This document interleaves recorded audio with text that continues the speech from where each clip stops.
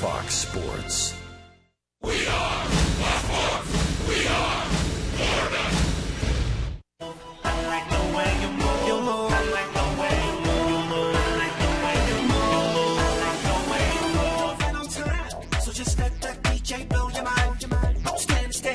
We got a party going over. We're gonna party and move it and party and lose it and party and move it and party and lose it. Yeah, come share a laugh and party like you never have. You wanna dance, so grab someone and say we're gonna party and move it and party and lose it and party and move it and party and lose it.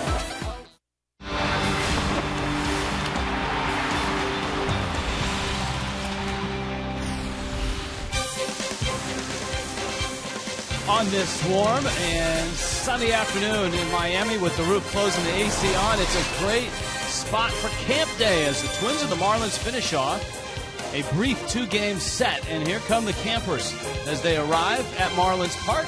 The Marlins winners last night, beating the Twins and facing the Twins to finish this brief two-game encounter. Scott Diamond, Tom Kohler on the mound. Hi, everyone. Rich Waltz along with Tommy Hutton. The question going into last night, would the momentum of a nice 10-game stretch carry over for the Marlins? And the answer was yes. I think our answer was a good one. I think when you have good pitching, which the Marlins got last night from the starter and from the bullpen, we get some clutch base hits. Those things tend to happen. Okay, clutch base hits. How about Marcell Ozuna, who in his last 5 games has driven in 8 runs, and they all seem to be big ones? Yeah, he's been amazing. Right now, Marcell Ozuna also working on a 5-game hitting streak. How about the 8th inning in San Francisco against Jeremy Affeldt? He got the big base hit to drive in 2 runs. Friday night against Gene Machi, a base hit into right field. Again, late in the game, driving in runs. Sunday, Machi again. And it was Marcell Ozuna. This time, his 2nd career home run off the fair/foul pole, to be politically correct. And Marcell Ozuna gets hits late in games all the time.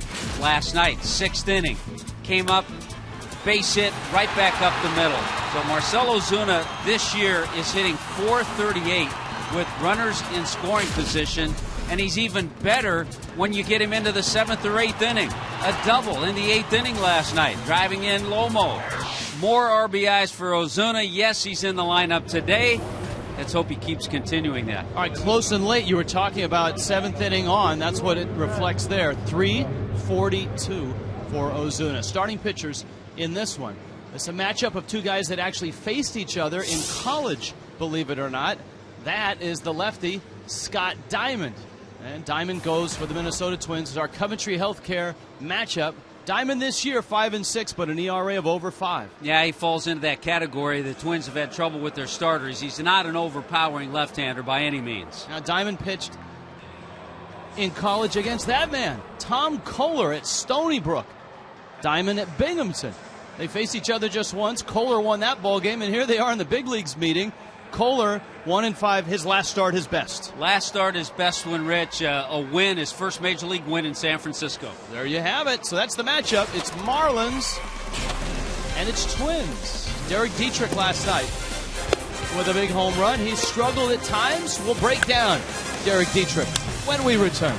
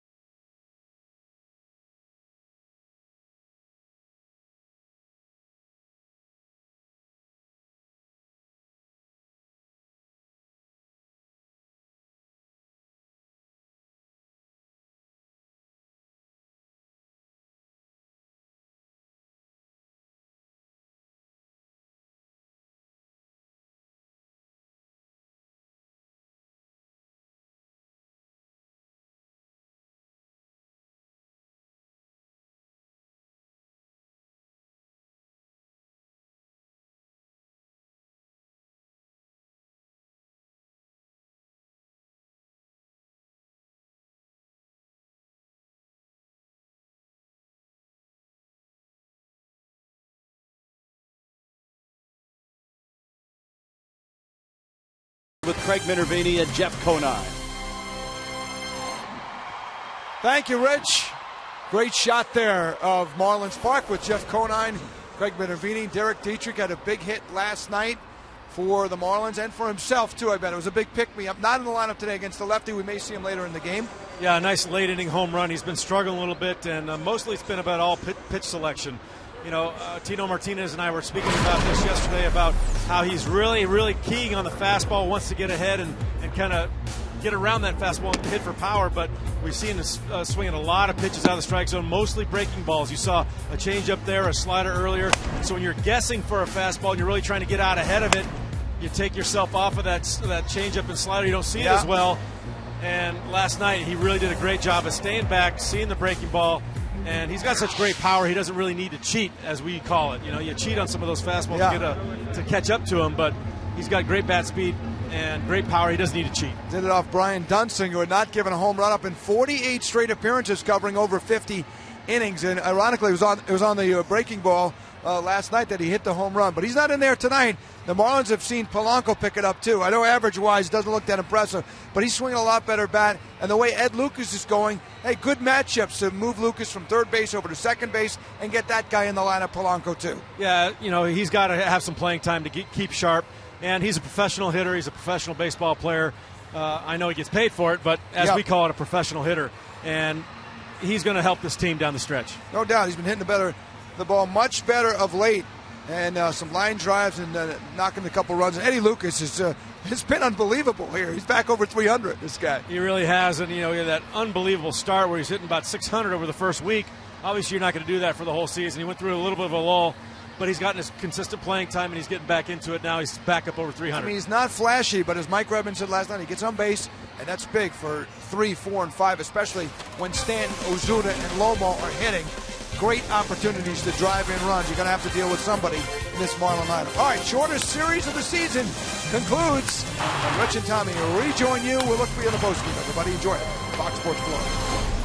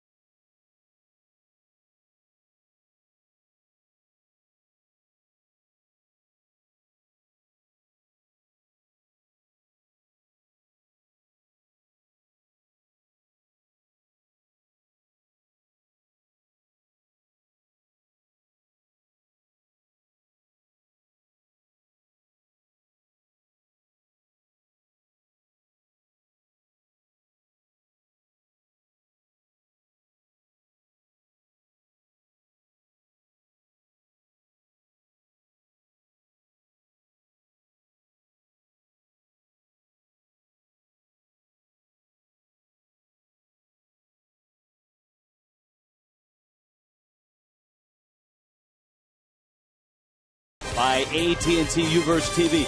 Check availability, 1-800-PICK-AT&T. Rethink possible. By Just for Men Auto Stop, the foolproof way to get rid of gray. And by Checkers. Feast on. All right, ready to go. A 12:40 Eastern start, Marlins Park on a camp day. The Twins and the Marlins, of course, met last night. The Fish with a 4-2 win. There's a couple Twins. That's not Minnie and Paul, but it'll do. Cleet Thomas leads it off. Brian Dozier hits second. It's brought to you by JM Lexus. Joe Mauer will do the catching. Josh Willingham in left. Oswaldo Arcia in right field. The 22-year-old Trevor PLOUFFE at third base. Chris Parmelee gets the start at first. Eduardo Escobar is at short. Scott Diamond will hit ninth. And gotta love the natural sounds of the two turtles getting ready for this matchup. Nothing like some natural sound. Nothing like Tom Kohler, his last outing, a 2-1 win in San Francisco. Kohler went 7 innings, gave up 3 hits, just 1 run, and he left the game, wasn't sure he was going to get his win, but late in the game the Marlins scored and he picked up his first Major League win in that 2-1 game, making his first ever appearance against the Twins. Minnesota comes in at 34-39. The Marlins have taken 2 of the 3 games against the Twins. These two teams also played a brief 2-game set up in Minneapolis. Pitcher Penny brings you the first pitch as Kohler gets set to face Cleet Thomas, who chewed up 33 pitches last night in the leadoff spot for the Twins, and he takes outside, and it's 1-0. Thomas in the lineup while Aaron Hicks, the young center fielder, starts and hopefully for the Twins finishes his rehab soon. Thomas takes a strike. It's 1-1.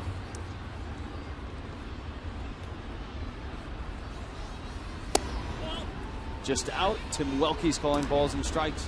Mike Everett, Bruce Dreckman, Dan Bellino on the bases. Kohler, the 26-year-old from New Rochelle, New York. And he's gone 3-1 on the leadoff man. Now walks, even though he did get that win in San Francisco, he walked 3. He was able to pitch around the walks. And so Kohler trying to keep Thomas off base. And he catches the corner. It's 3-2. There's the line from San Francisco. 3 walks, 3 strikeouts, 96 pitches, and a bath of beer on the postgame show. That one fouled back to the screen. Well, Thomas is at it again. 3-2 count, fouling off pitches. Yeah, 5 at-bats, 33 pitches yesterday. 5 plate appearances. He walked 1 time. That last pitch was in the zone. This is the 7th pitch. And he fouls it back again. So I know he's here while Hicks rehabs. And he may not be the defensive equivalent of Hicks in center field, but just watching him for 2 nights, he's all you could ask for a leadoff guy. Got on base twice last night, and he walks here. I mean, Aaron Hicks is hitting 179. I mean, they like the way he plays center field, but if you get a leadoff guy that can see pitches and do what we've seen in Thomas the last couple of nights. There's a look at the defense for the Marlins, brought to you by Cleveland Clinic, with Ruggiano in the lineup, Ozuna and Stanton. Polanco at third. Ed Lucas is at second. And behind the plate, handling Todd Kohler, Jeff Mathis.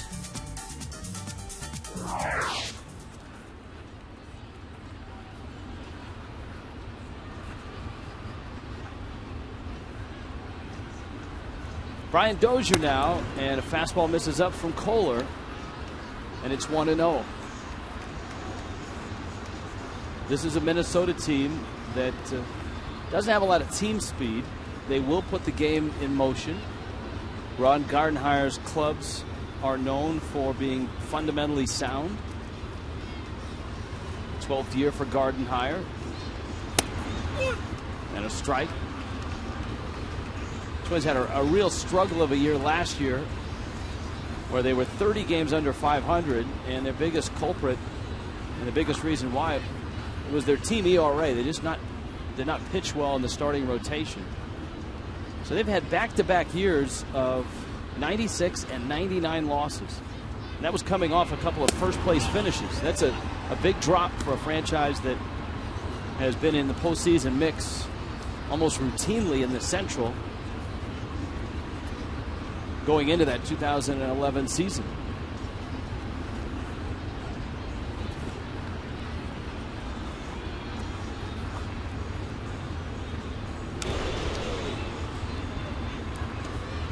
You know, we were told they have some prospects that are waiting in the wings. But when you think about the Marlins' future and you look at the future of the Twins, right now it looks a little better for the Fish, especially with the starting pitching. Here's the 2-1. And it's popped back into the seats and out of play.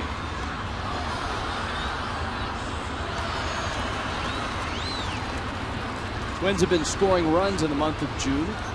They still have big bats in their lineups in Mauer, Willingham. Justin Morneau is not in the lineup. He gets the day off today, but he's driven in 42 runs. Thomas away from first. Kohler is up and in, and once again he's got a deep count on the first two hitters. Yeah, and this is not the way he wanted to start, because this is a ball club. This is a lineup, with the exception of the big boppers, that in this ballpark, you go right after. And all of a sudden, the first two hitters have gone 3-2.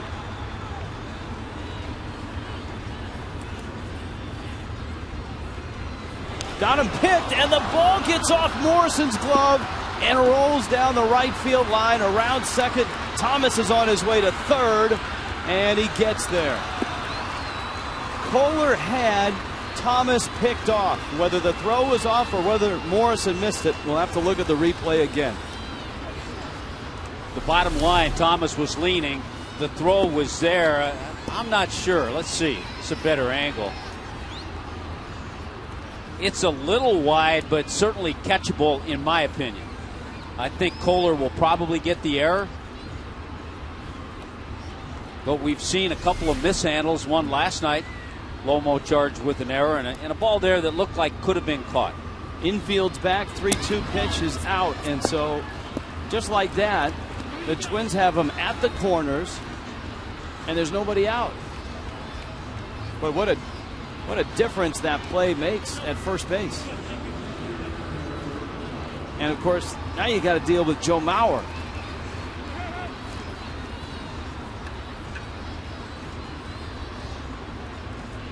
Mauer banged out 2 hits last night.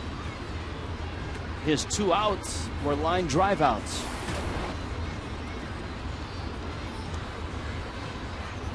Amazing. The only other catcher with a higher batting average, Yadier Molina. We'll see him next week. He's at 355. That's why Mauer is a 5-time All-Star. And Kohler misses down low. So Tom Kohler has thrown 15 pitches. There's a look at runners in scoring position. The active leaders, Votto, Mauer, and Cabrera. There's some all-stars and MVPs in that group.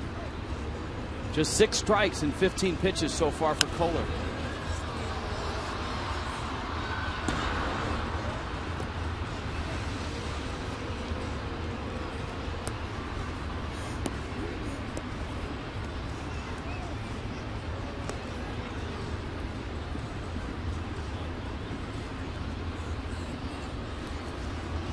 That error is charged to Kohler, which allowed Thomas to go from first to third. 1-1 pitch is in. Willingham is on deck, and Kohler right now just can't find the strike zone.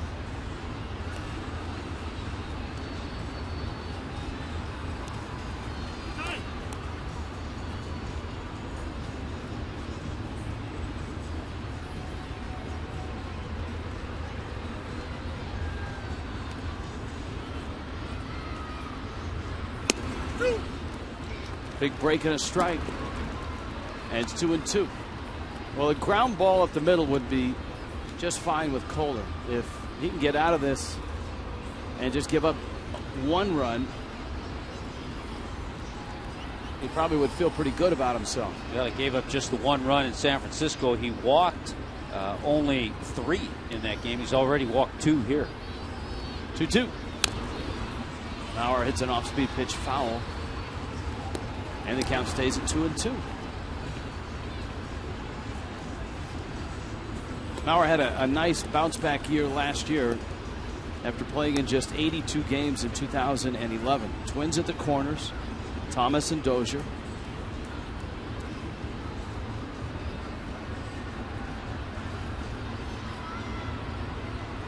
One of the concerns last year is that he hit just 10 home runs, but he's already hit 8 this year. And he lines it into center field for a base hit. And once again, Joe Mauer with runners in scoring position. One of the game's best.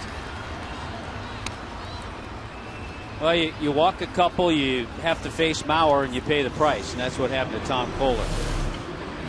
This guy's just a pure line drive hitter. He's been so his whole career. And showed off his skills right there.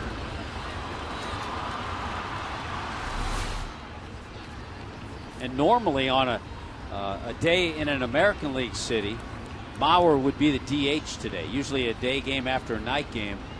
Ron Gardenhire has him DHing and not catching. Ryan Domit, who is the guy who would be catching, has an ankle issue. So Domit unavailable to start. Mauer's in there. Here's Willingham, and he takes a strike. Willingham drove in a run last night in the third. Twins got off to a 1-0 start. The Marlins finally caught him and went ahead in the sixth on the RBI hit by Marcell Ozuna. Willingham shoots a fly ball down the right field line. Stanton for a look, and it's into the seats. Full day of baseball in the major leagues. This one of the early games. The earliest start was over in St. Pete. Toronto and Tampa Bay are scoreless in the fourth.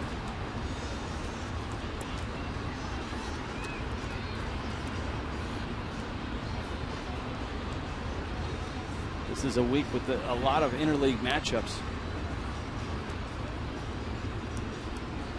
0-2.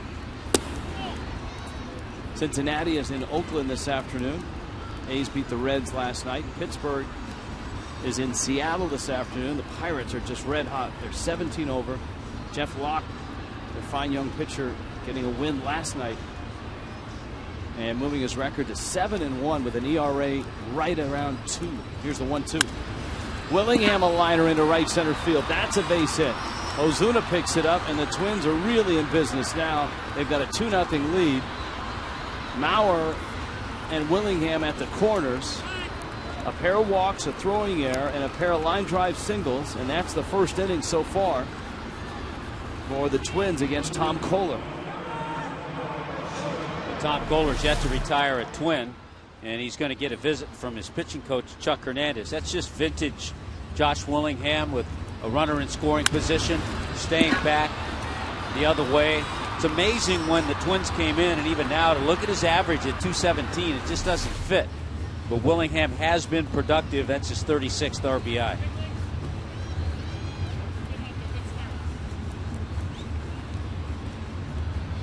Tom Kohler and Chuck Hernandez right now in discussion. As we noted, I mean, coming in, the Twins in the month of June have been scoring some runs. They did not play well their last series, but they had swept the White Sox before losing 2 of 3 in Cleveland.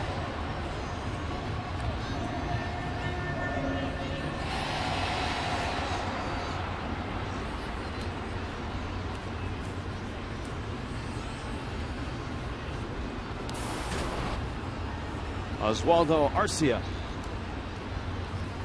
Arcia, the young 22-year-old Venezuelan, pulls a ground ball to first. Morrison gets it out. He's going to go to second and hits the runner. He had Mauer at the plate by a good amount. Mauer did not get a good jump off of third. Morrison, though, intent on getting the runner at second. And so the Twins get another run, and the Marlins get just one out. You have that runner at third, even though you're so close. He was close to get a double play, at least get 2 outs. He was trying to do that. He did not get himself a good angle and didn't make a good throw and got Willingham right on the back. So a sloppy first inning. It's going to be an RBI for Arcia. Here's Trevor Plouffe.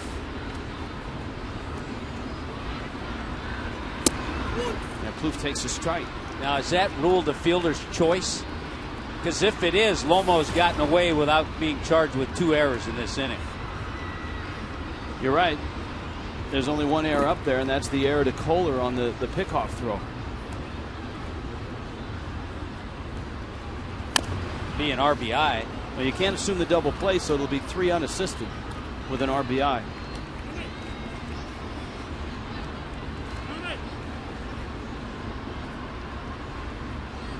Plouffe was 1 for 3 last night. He drove in a run with an 8th inning single.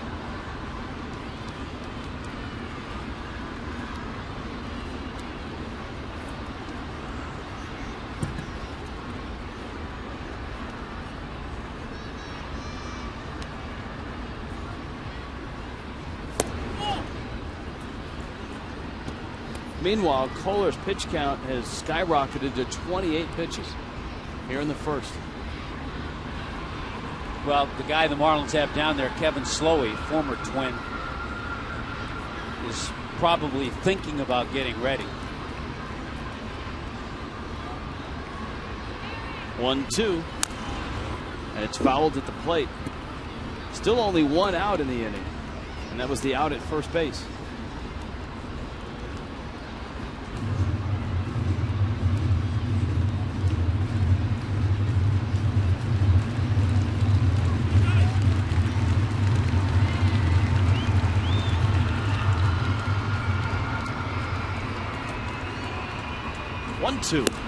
And he got him on the high fastball. So Kohler comes back to strike out Plouffe. And now he'll go after Parmelee. Parmelee, who came in late in last night's ball game and was 0 for 1. So a trying inning right now for Tom Kohler.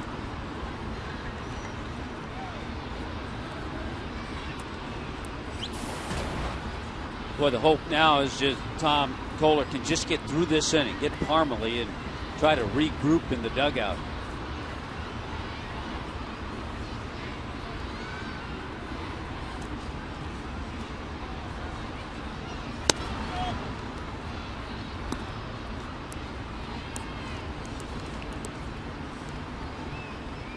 One and 0 to Parmelee, the 28-year-old out of Southern California. There's Willingham out at second.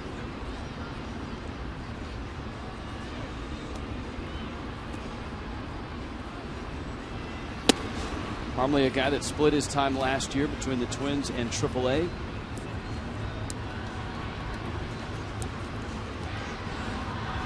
Former first-round pick in 2006. AAA hitting coach Tom Brunansky helped him out a lot when he was there. Former Twin.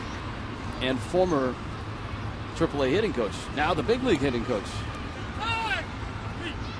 So it's nice when you've had success with a hitting coach, and then all of a sudden he follows you to the big leagues.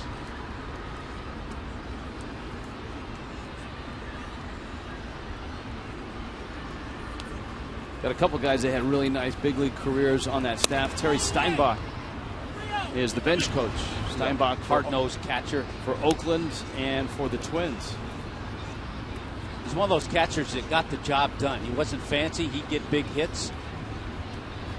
Didn't put up gaudy numbers, but boy, he was a solid catcher.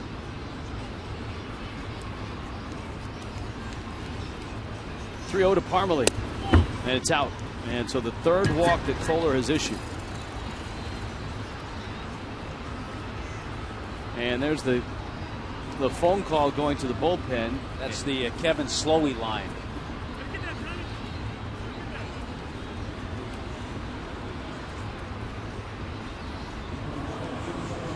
It's a tough situation for whoever gets the call, and it is going to be Slowey because, all right, you want to get loose, but you know if Kohler gets one out, that's all he needs to get out of this inning, then the inning's over. Eduardo Escobar, the switch hitting shortstop, is up. And Escobar takes ball one. Escobar does a little bit of everything. He's at short. He can play a variety of spots.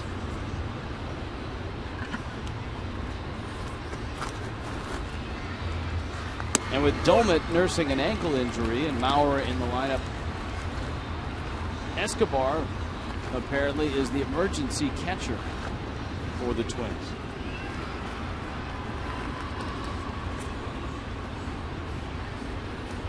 Escobar out of Venezuela. Sends one out to left field. Ruggiano goes back on it, and Justin makes the catch. And a long inning is over. 36 pitches for Tom Kohler, and the Twins score 3 times.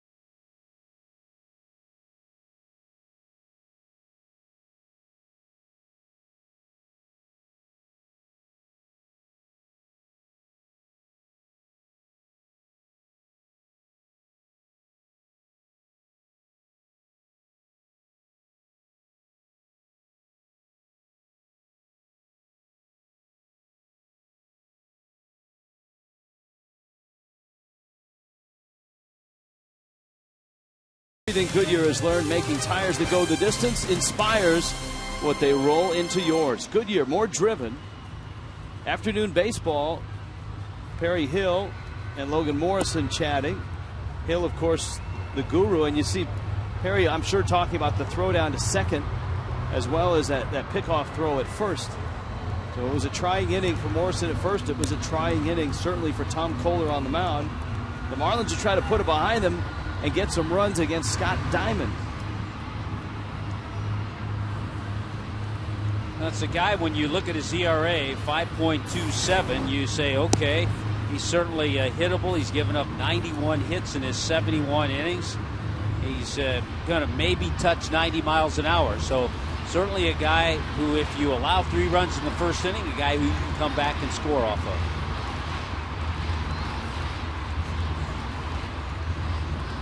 So Diamond, who beat the White Sox his last time out, has pitched well on the road.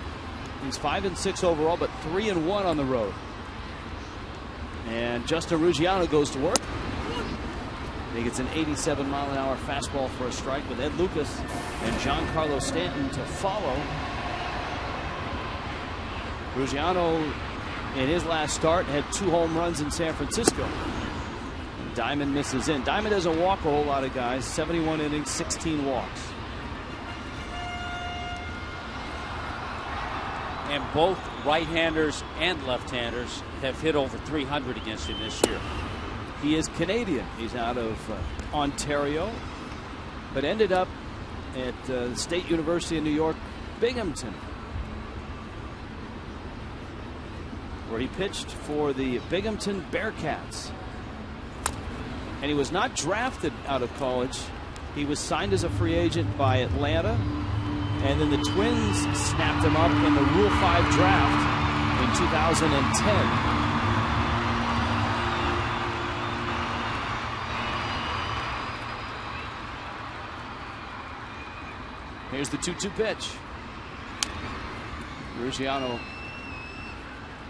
stays alive. Ruggiano getting the start at left, and Mike Redmond has had him in the leadoff spot when that happens. Marlins really don't have a true leadoff guy. Ruggiano's kind of flourished in that role. Swing and a miss. Good changeup. Ruggiano strikes out. Marlins lineup as Ed Lucas hitting second behind Ruggiano. Giancarlo Stanton is in right. Marcell OZUNA on a nice run, a 5-game streak. He's driven in 8 runs in those 5 games. Logan Morrison at first. Placido Polanco plays third. Adani Echeverria at short. Jeff Mathis doing the catching. Tom Kohler hitting ninth.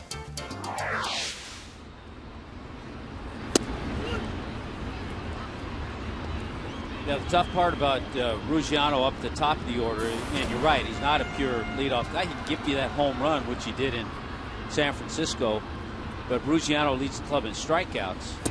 That was his 60th, and his on-base percentage is below 300. So other than Juan Pierre, you mentioned, really not a pure leadoff guy in the bunch. And even Pierre has not had a great year getting on base. He's at 290. Which is certainly not where you want your leadoff man at. And so as you look at the Marlins, and this is a year certainly of not only evaluation, but projecting where guys can play and then finding out what you need. The Marlins certainly need guys at the top of their order who can get on base. Maybe that's a Christian Yelich. Maybe it's somebody outside the organization. Because you have to set up those big guys. It's one thing if you have guys that are in the middle of the lineup that are your run producers, it's hard for them to produce runs if nobody's on base. Tim Welke is calling over Mike Everett.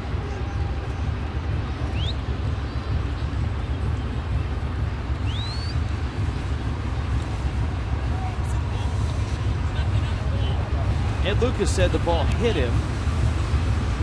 And you just heard Tim Welke say there's nothing on the ball. Watch the back foot. It did hit him.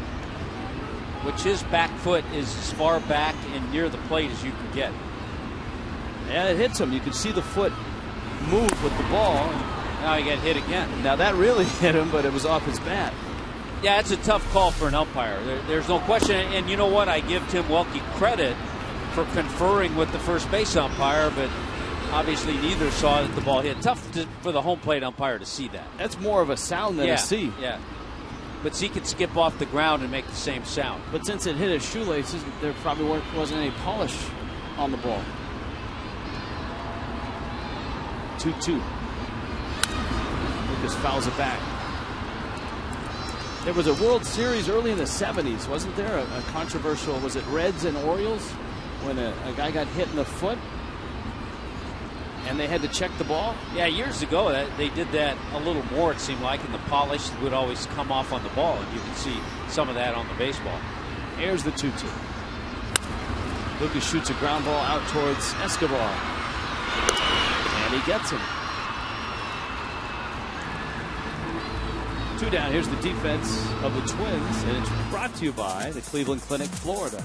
Well, you know Josh Willingham. He's in left. Cleet Thomas, Oswaldo Arcia fill out the outfield. Trevor Plouffe, Eduardo Escobar, Brian Dozier, Chris Parmelee is the first baseman today, and Joe Mauer behind the plate. Twins a very good defensive team. Currently 5th in the American League in defense.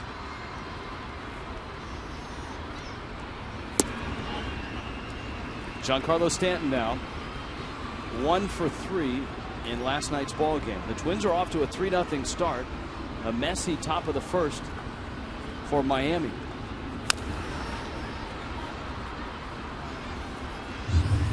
Ball and a strike. Day off, and then the Padres are here for 4. It's a 4-game series starting on Friday, which means it ends on Monday. Edinson Volquez, Ricky Nolasco on Friday night.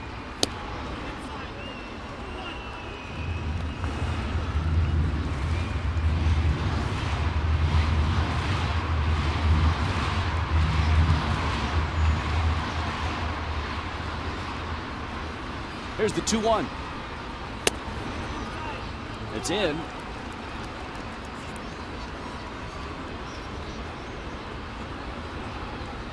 Well, the Marlins can look up at the scoreboard and see a 3-0 ball game, but they also can look at Diamond's ERA and know that they can score runs off him. Stanton drives that ball just foul down the left field line. Diamond did win his last start against the White Sox, but he gave up 4 runs in that ball game. His previous start, 4 runs against Detroit. His previous start to that, 7 runs in Washington.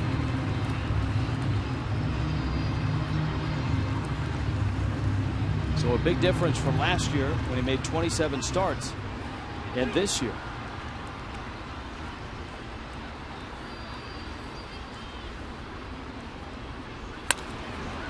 That liner gets over Escobar's head, and Stanton is aboard. That's going to bring OZUNA to the plate.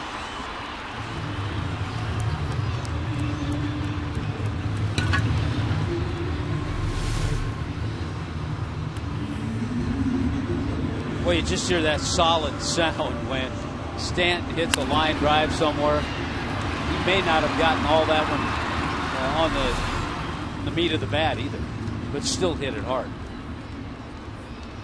Now OZUNA, 2 more big hits last night, 2 more RBIs.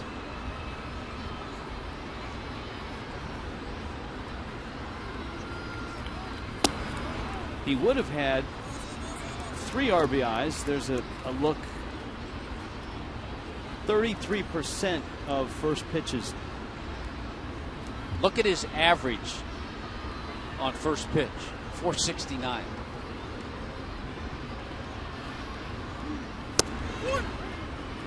The fastball finds the inside corner. Remember that if he pops up on a first pitch sometime, the base is loaded.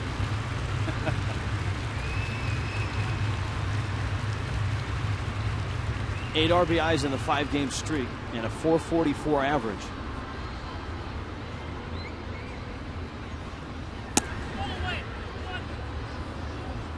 Ball away. You could hear Tim Welke call that. The changeup moved off the plate.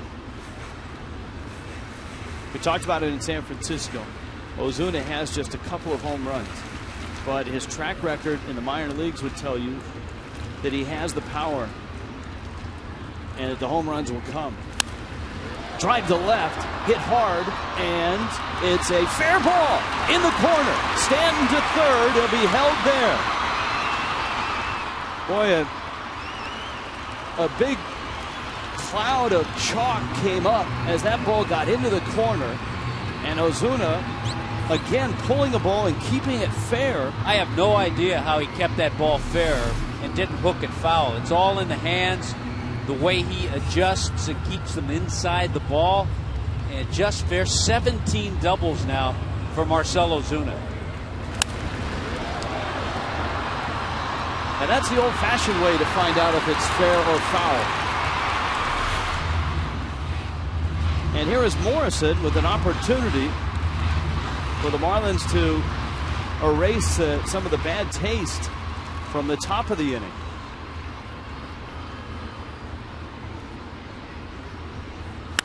And Morrison hits a liner to left field. In comes Willingham. Now back, and he reaches up and just makes the catch. That one almost got over his head. As it is, the Marlins will leave those two runners, and the Twins will stay up 3-0.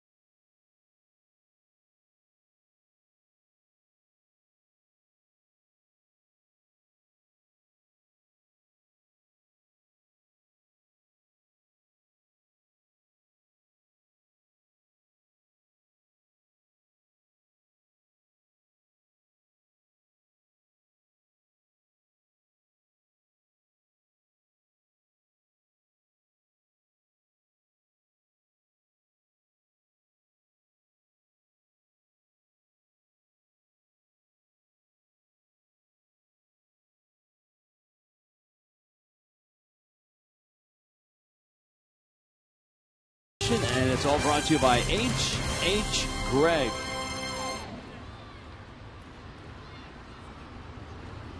Gorgeous here in Miami.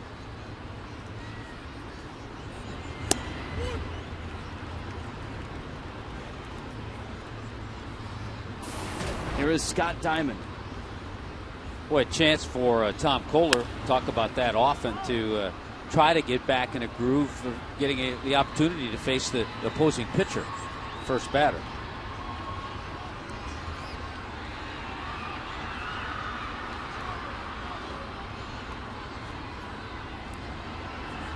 Just like that.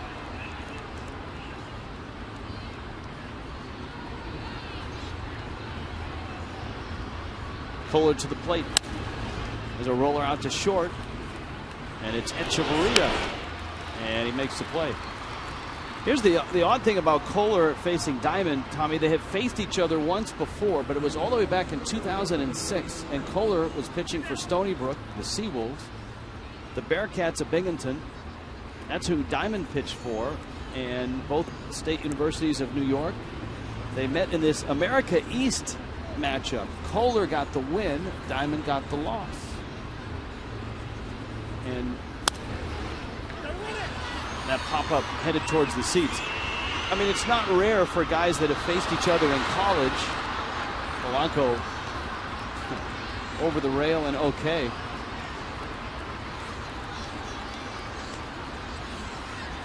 Well, the smile tells us he's all right. Yeah, that's a scary moment. It's a lot scary for that fan, too, without a glove. Polanco, I guess the cup holder was the only damage. I mean, it's not uncommon that guys have faced each other in college, but I don't know that there's ever been a matchup of America East pitchers in the big leagues. Probably not. Well, this may be the first. Here's the 1-1. Chopper off the plate. Polanco races over. And that tells you he is okay. Makes a nice play to get the out on Cleat Thomas. We told you the Padres are here, and on Friday it's a fireworks Friday. The Sir Pizza 4-pack includes 4 tickets, 4 personal Sir Pizzas, 4 Pepsi soft drinks for just $60. You can stay after for a fireworks spectacular presented by Miccosukee Resort and Gaming. Go to Marlins.com for tickets.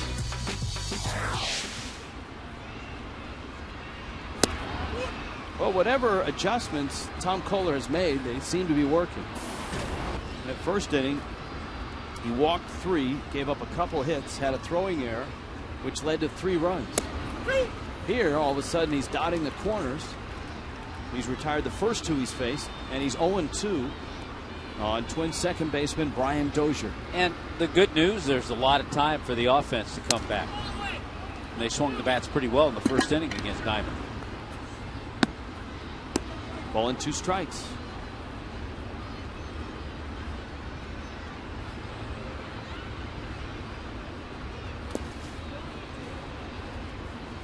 Lots of things in baseball happening late last night.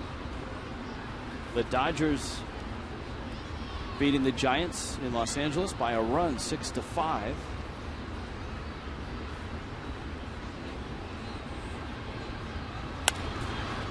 Liner to left. Ruggiano has it. Nice play by Justin in left field. Dozier hits it well. Kohler gets a 1-2-3 second. 3-0 Twins.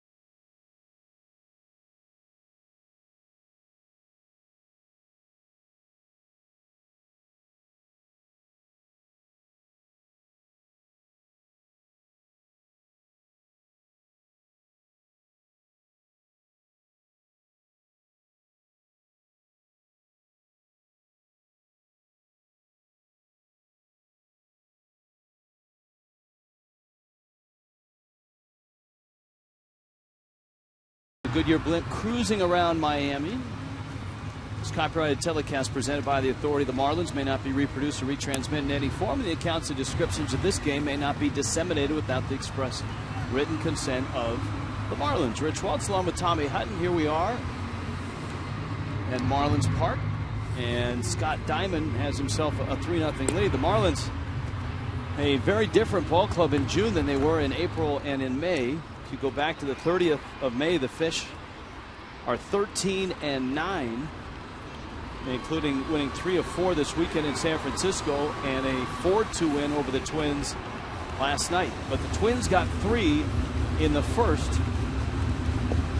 Marlins threatened with a couple of 2-out hits from Stanton and Ozuna, and then Morrison hit a sharp liner to deep left for the final out of the first.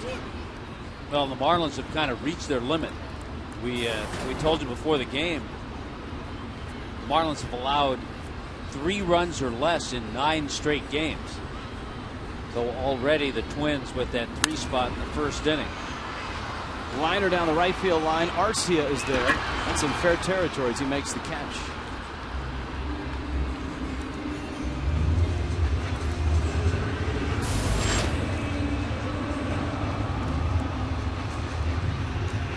Polanco lines out. Echeverria and Mathis will follow.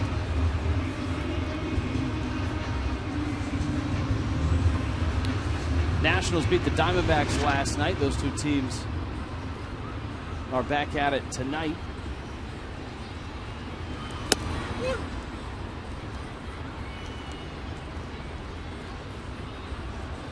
Echeverria 0 for 3 in yesterday's ball game.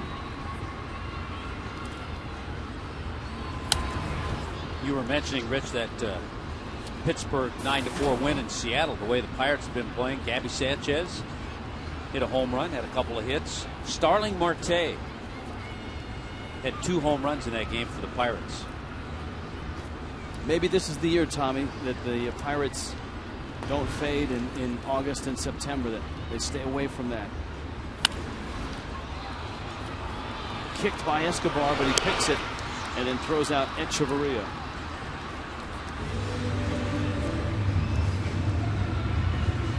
The Marlins are bringing back the Marlins Fan Express bus. It's a VIP bus for 50 people. It picks you up, takes you right to Marlins Park for a ball game. Find out how you and your friends can reserve this bus by contacting Marlins Group Sales and just ask about the Fan Express.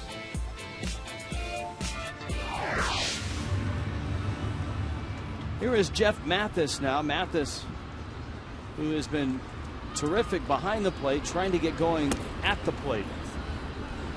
He stands in with an average of under 100. He's hitting .098. Mathis with 51 at bats and 5 hits.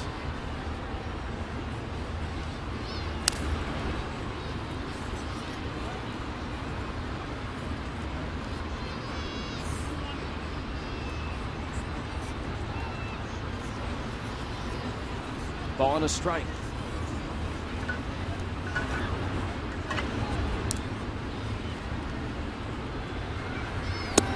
One note in that game in St. Petersburg, Jose Reyes is in the lineup. I know they expected him back this weekend, so he's a day or 2 ahead of schedule.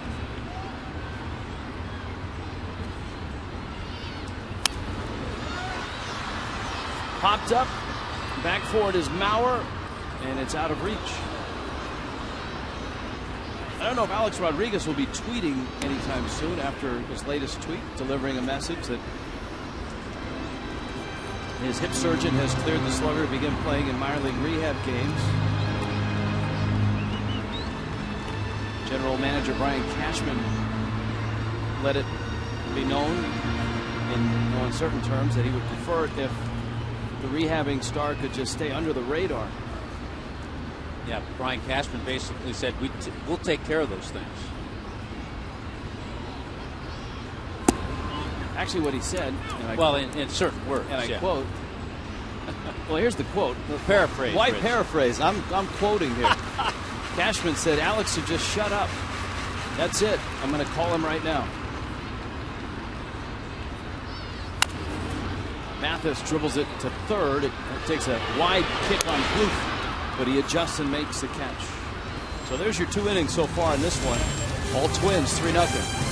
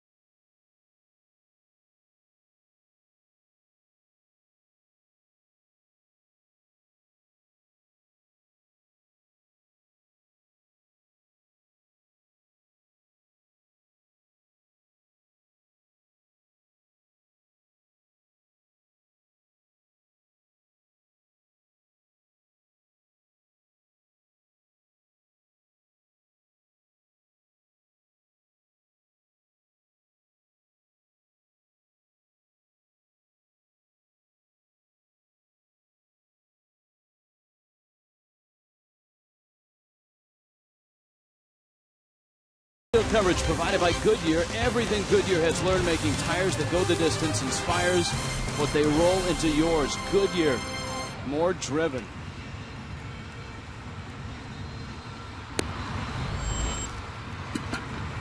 Three 0, Twins on top. Tom Kohler had a long and arduous first, and then the second he was very sharp.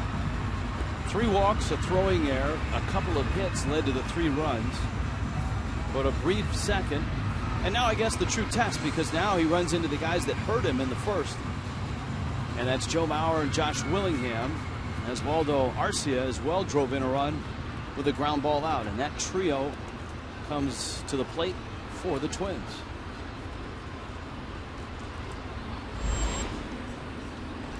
Congratulations to UCLA as the Bruins win the College World Series,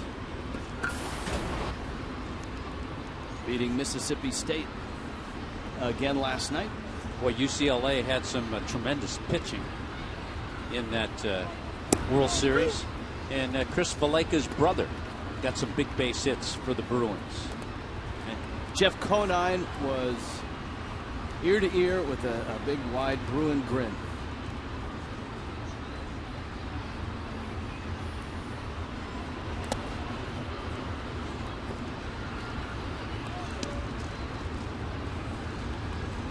Joe Mauer takes down low. Mauer's single was a liner into center, again proving that he's one of the best with runners in scoring position.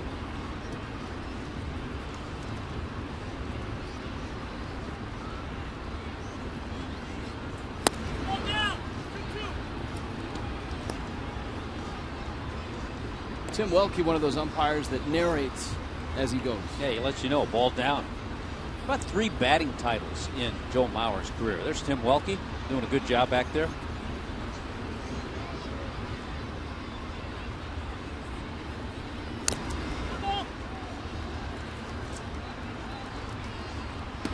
Well, he's in his 10th year, and of course, remember he signed that enormous contract, which has him as a Twin through 2018. It was 8 years, $184 million when he signed it.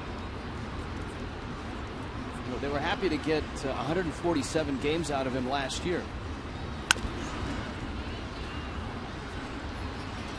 Lucas makes the play. We check in with Craig Minervini. Craig?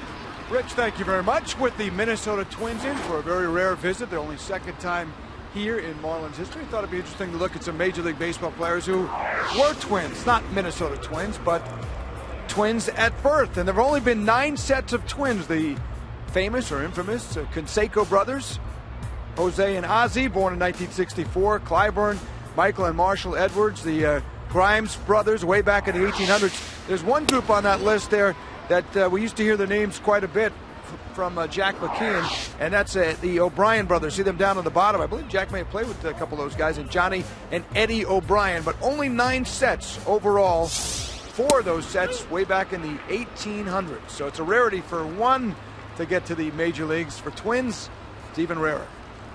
I don't know about triplets, guys. Yeah, I don't know about triplets either. I know the Alous were not triplets, but they were all in the same outfield at once. 0-2 to Willingham, and he fouls it at the plate. Yeah, the Clyburns, if my memory's correct, were pitchers.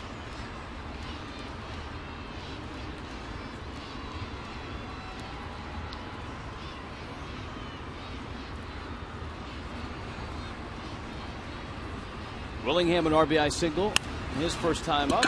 That sends Polanco to a knee. And there are 2 outs here in the 3rd inning. All right, anytime the American League and the National League play, this question comes up because it's been an idea floated for the last few years. AT&T U-verse Twitter poll. Interleague, how about switching the DH rules by league? So the DH hits in the National League parks and the pitchers hit in the American League parks. If you like a change, hashtag DH change. If you want to keep it the way it is right now, hashtag DH same. There's a couple things to think about.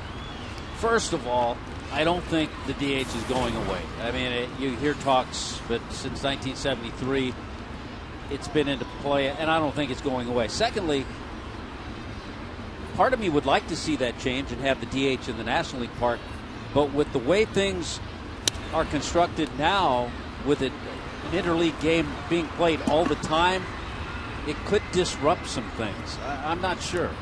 Well, that's one of the, But I don't mind that. I would like to, if I'm a National League fan, see the DH in my park. Here's one of the big differences in this schedule, other than the fact that there's an interleague game just about every day, is that if you're an American League manager, it used to be you got your pitchers ready to hit maybe a week to a week and a half before that block of interleague play started. And after it was done, you didn't worry about it. Now, you've got American League teams that have interleague spread all the way across the 6-month schedule. So that's a process that no longer is in a brief window. Be curious to see if this year, not that they were very high anyway, but it'd be curious to see what the averages and the success of pitchers hitting, American League pitchers hitting, has been. And the fear of American League managers isn't that their pitchers can't hit. The fear is that they'll get hurt, that they'll pull a hamstring, that they'll turn an ankle, that they'll get hit by a pitch. Ryan Vogelsong, National League pitcher of the Giants, busted his hand up trying to swing at a pitch that was in. And of course, there's the whole other discussion of whether the National League should just adopt the designated hitter. If what you say is correct, and I think you're right, the DH isn't going anywhere, should the National League just roll over and say, all right, let's take on the designated hitter as well?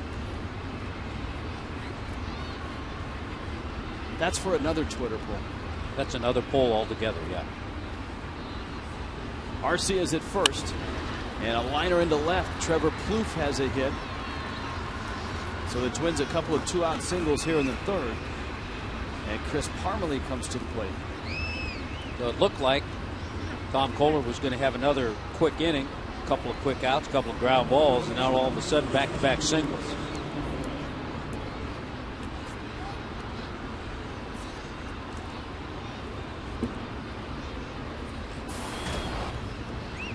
Very nice write-up on SportsIllustrated.com by Albert Chen on Jose Fernandez. So if you're hanging out watching the game and you have your laptop, your iPad around, go to SportsIllustrated.com.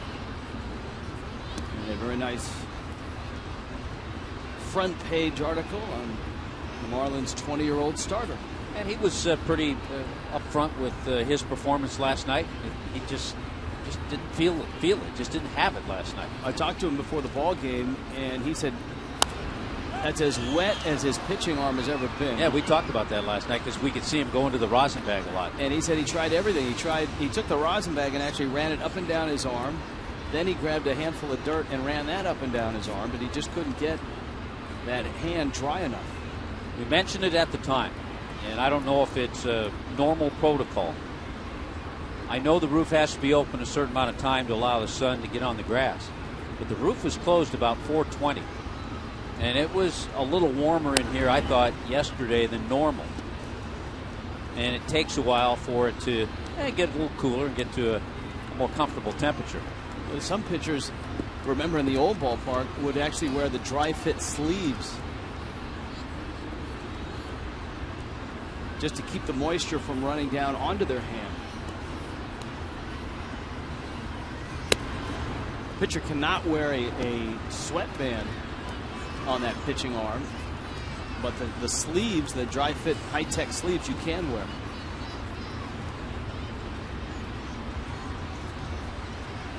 Just like that. He probably couldn't get away with the white one, though. Not the white one, especially with his glove. Here's the 3-1. Foul back to the screen. Of course, longtime Marlins fans might remember Joe Strong, right-hander. I mean, when he came out of the bullpen, his hat was soaking wet. Scott Olson used to really have a steady stream of water flying off the bill of his cap every start he made at Sun Life or Dolphin Stadium. land shark. Breaking ball in the air, center field. Ozuna. And he makes the catch. Twins lead 2, but lead this ball game 3-0 in Miami on Camp Day.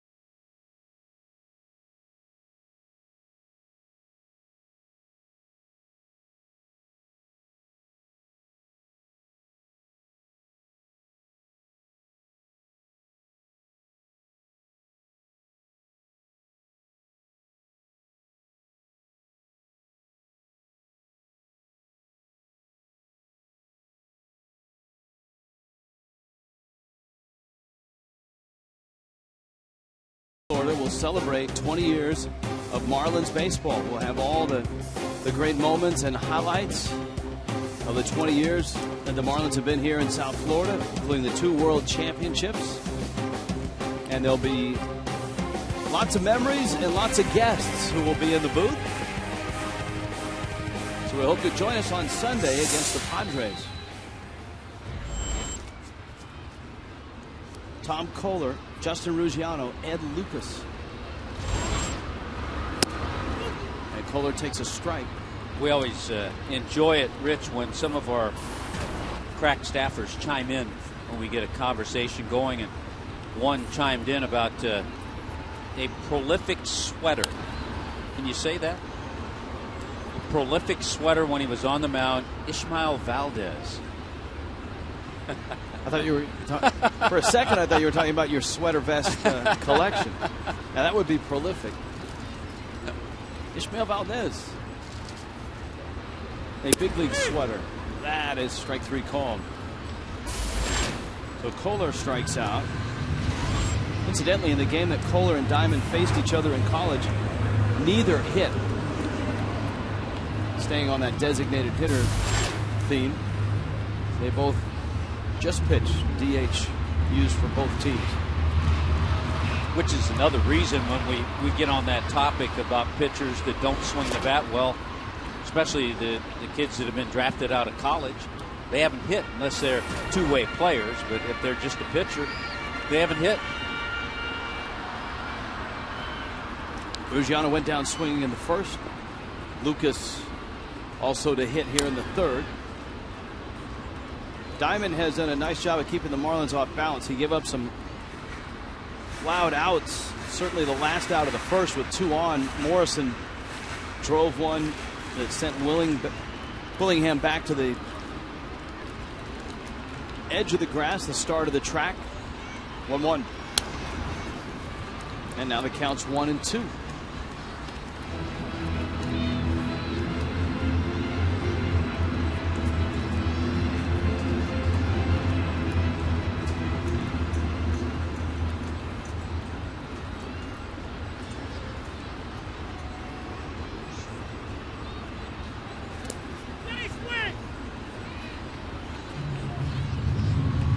That's always a tough decision as a hitter. And you heard Tim Welke ask the first base umpire, did he swing?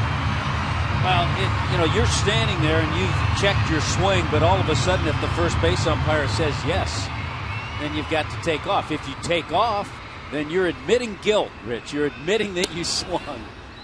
And once you admit guilt, the umpires aren't likely to set you free. No.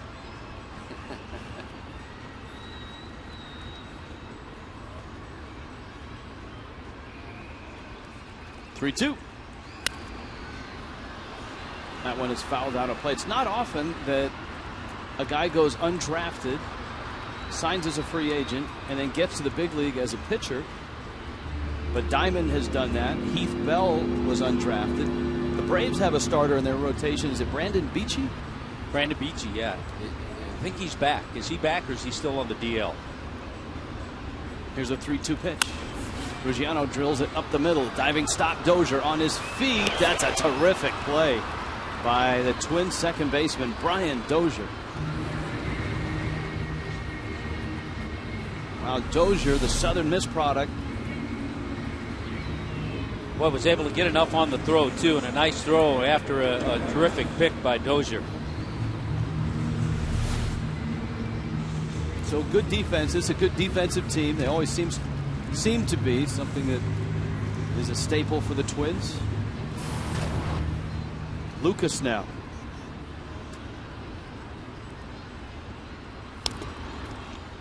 We're talking about the run of postseason that the Twins had from 2002 through 2010.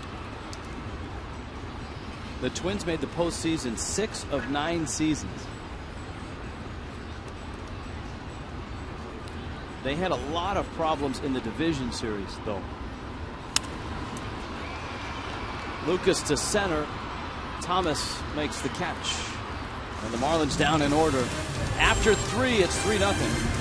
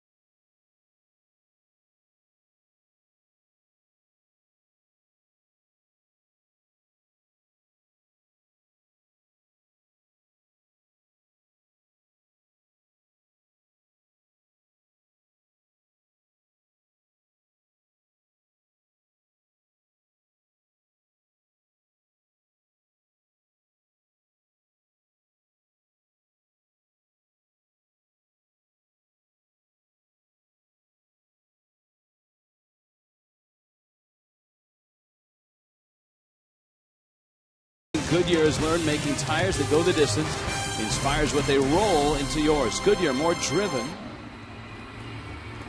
Marlins Park from the Goodyear blimp. And a 3-0 Twins lead in the top of the 4th here in Miami today. Tom Kohler gave up 3 runs in the first, gave up a couple hits in the third, but no runs. He's got the bottom of the order, 8, 9, and then up to 1. Eduardo Escobar, Scott Diamond, and then Cleet Thomas.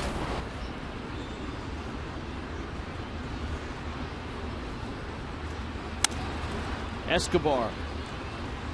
Lucas gathers it in. The San Diego Padres are headed in this direction. They're here all weekend. It starts on Friday. Chase Headley, the Gold Glover at third. Andrew Kashner, the big right-hander. And The dancing kid will be with him as well. He's traveling. He made the travel team. Yeah, we hope he made that travel team. The Padres play a night game tonight. They host the Philadelphia Phillies, and they'll either leave after the game or probably on the off day they'll head to Miami and get ready for the Friday night matchup.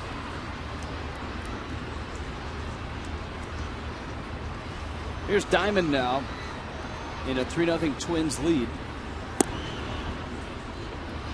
Padres right now are at an even 500. They're tied with Colorado, 3 games behind Arizona. Dodgers, with that great catch by Matt Kemp last night and a win over the Giants, are 7 back of the Diamondbacks, and the Giants have fallen a game under, 3.5 back. Yeah, Dodgers happy to get Kemp back off the disabled list. Interesting in their outfield with Kemp and Ethier and Yasiel Puig. What will they do when Carl Crawford gets back from the disabled list? They'll pay him. Echeverria on his feet fires to first, and Morrison handles a tricky hop. Again, just making things look very easy, and that wasn't an easy play. One hop, I think he hopped this ball on purpose, and a good job that time by Lomo to get his feet in the right spot to play that one hop just like that.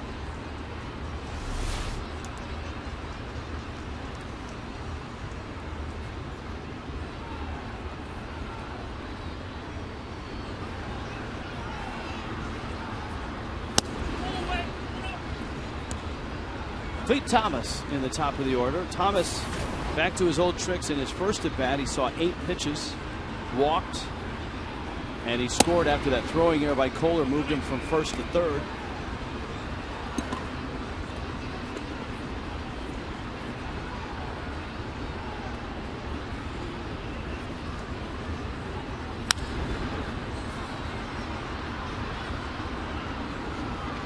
And the Florida native fouls it back. It's 2-1.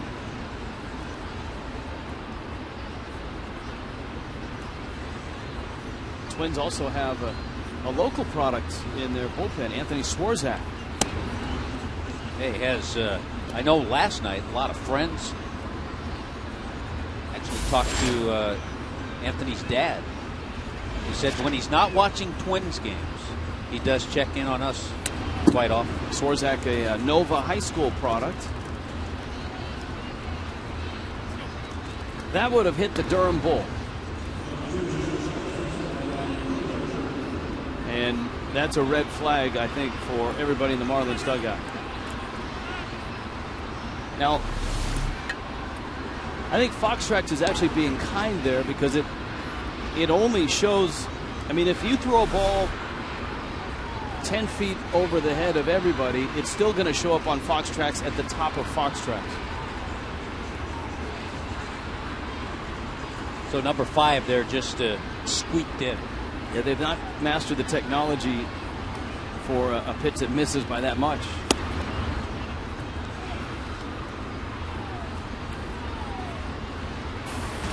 Well, it's been a struggle. There's no question for Tom Kohler. Command hasn't been there with the fastball. Now, if you're going to start the runner, this might not be a bad place to do it. And there he goes. Mathis has had a great year throwing out runners, and he throws out another at second base. So Thomas is cut down. Mathis has thrown out 10 of 15 this year. And Clete Thomas is caught stealing.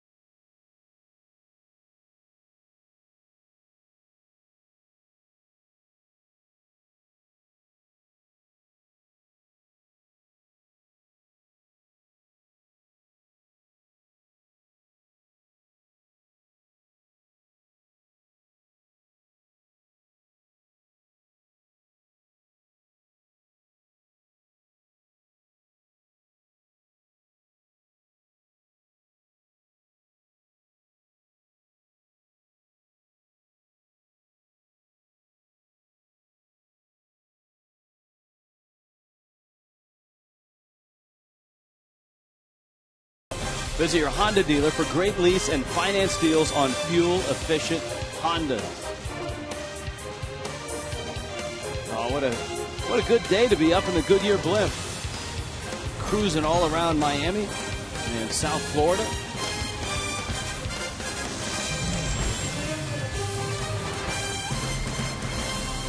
Tom Kohler has survived 4 innings and a 3-0 Twins lead.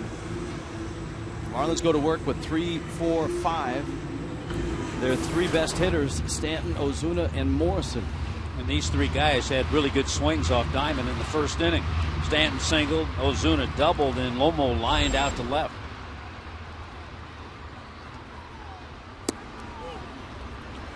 And a strike to Stanton. 7 homers, 7 doubles. After an unsteady start in April and a hamstring injury in May, Stanton is at 131 at bats. And this is game number 35 for him. For the Marlins, it's game number 77. That's a bullet. Wow. Boy, did he stay back on that changeup nice. Stayed back, did what you are supposed to do with that off-speed pitch. Just didn't get enough lift to get it over Dozier's head.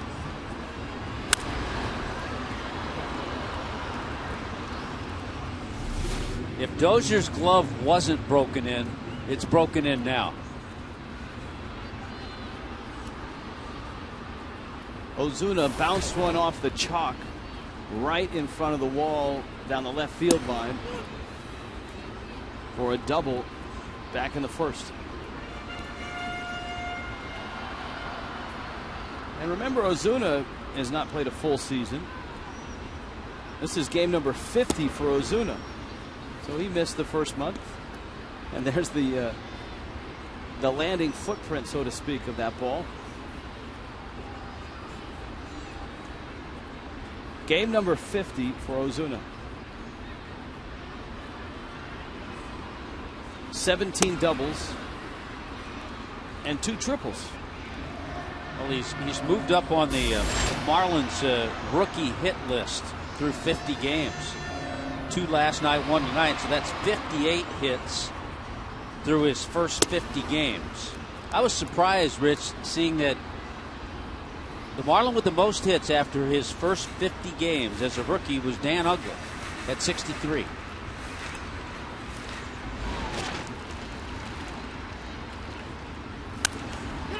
Ground ball, right side. Parmelee backs up and flips to Diamond, who gets there in time. Toyota trend for the afternoon. Marlins June comparison. Remember, last year was a very bad June. Actually, 2011 was worse than that. But the comparisons show that more runs per game. Look at the difference in the ERA. Tell you a number you'd like to see up a little higher is that on base percentage.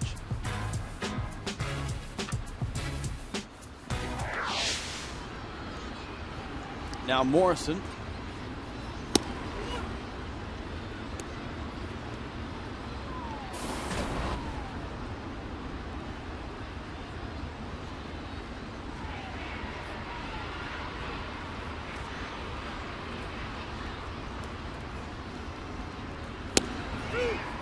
Diamond bends one in to get a strike. Morrison, 2 hits last night in his last 2 at bats.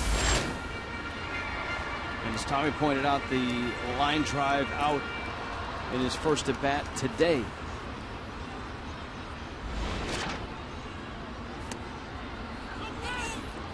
It's a swing and a miss.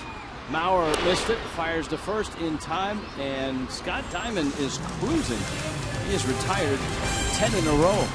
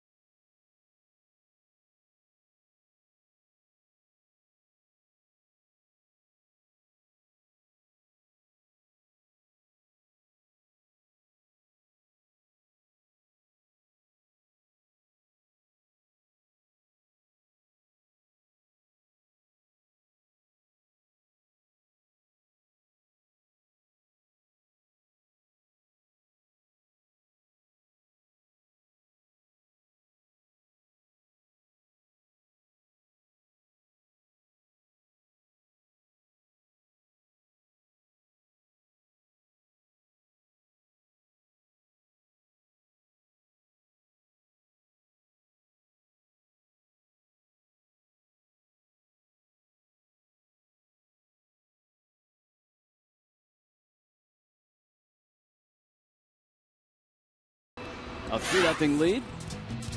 On Saturday, the Padres and the Marlins in a Saturday spectacular 7-10 start. All-you-can-eat seats for just $27. Celebrate Venezuelan Heritage Night and enjoy a post-game concert on the West Plaza with Oscar De Leon. Presented by Heineken Light. Drink responsibly. Go to Marlins.com for tickets. A little retro throwback look of the World Championship caps. And, of course, on Sunday, an inaugural season cap on the left, my bad. It looks like the 03 World Series cap on the right. Fastball strike. And, of course, you can celebrate 20 years of Marlins baseball here on Sunday. It also is Bark at the Park Day. And it also is Juan Pierre Bobblehead Day. So it's the mother of all promotional days. On Sunday. I mean, if you have a dog, it's your day. If you like bobbleheads, it's your day. If you're into the 20 years of Marlins baseball and you want to see some of the old Marlin players, that's your day. That's Sunday. What if the Marlins will have any different retro uniform look on Sunday? Well, you and I can wear something from '97. Big wide tie.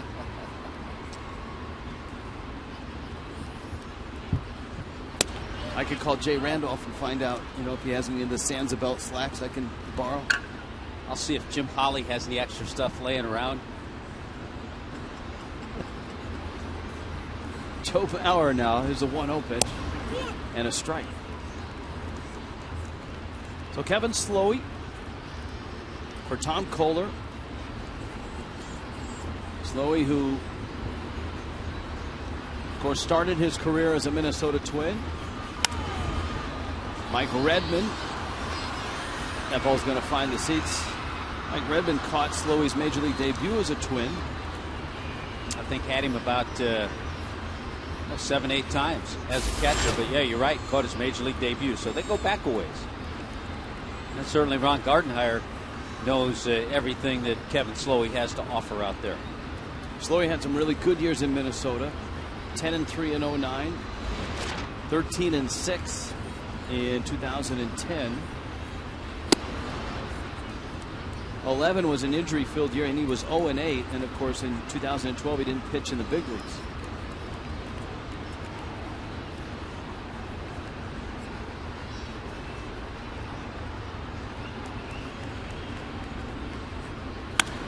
Mauer. Man, he's just a hitting machine. 2 more hits in this ball game. He had 2 last night. Time for the Just for Men Auto Stop Foolproof Stat.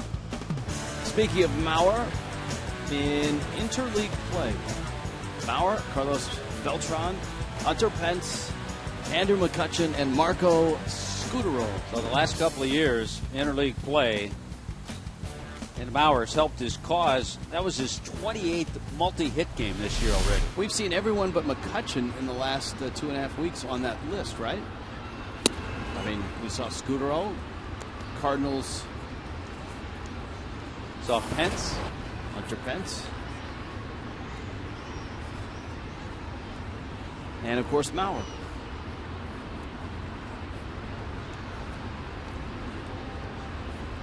Andrew McCutchen and the Pirates having a really good year. 0-2 to Willingham. They're getting, Garrett Jones, Starling Marte, Pedro Alvarez. They got a lot of guys that have been key contributors. Yeah, McCutchen has helped this year. He's helped, yeah. He's got more of a supporting cast. Young pitcher Garrett Cole that just joined them. Yeah, Cole's 3-0 his first 3 starts.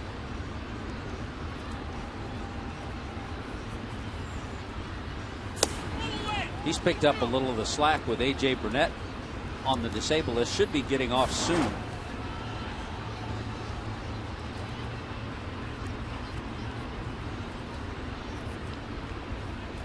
Off day tomorrow. Marlins Padres on Friday night. Slowey strikes out Willingham. So Kevin Slowey, who has told Mike Redmond, whatever you need me to do, I will do. Boy, he just spots that fastball right there. Well, that was down the middle. Hammer may have thought it was a little low, but it wasn't. He was just fooled. That was a good pitch. Remember, Slowey finished Sunday's game in San Francisco once the Marlins cracked it open to 7-2. His most famous relief appearance this year, though, was that long stint in the 20-inning game against the Mets. Runner goes, and the throw by Mathis is not in time. That's one catcher having good instincts. At first base, ball in the dirt. Bauer saw it, scored away, and he was gone. Yeah, he got a great job because he knows when a ball bounces that far in front of a catcher, he knows the odds of getting a nice clean hop and the ball coming right to you are slim. So he knows he doesn't have the best of speeds, but he had good instincts. Look at him take off. And it didn't matter what Mathis did. Maurer was going to get to second on the wild pitch. Oswaldo Arcia fouls it off. Arcia is an exciting guy. You talk about the Twins' future, and certainly the Twins are hopeful that Arcia continues to develop. He had a great run and a quick run up the minor league ladder.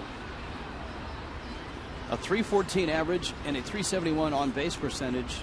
Those are his career numbers in the minor leagues. Arcia just turned 22.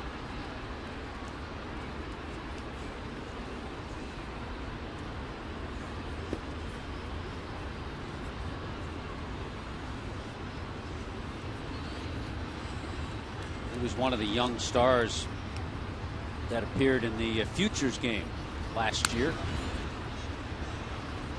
Prior to the All-Star game, all the talented young players throughout baseball.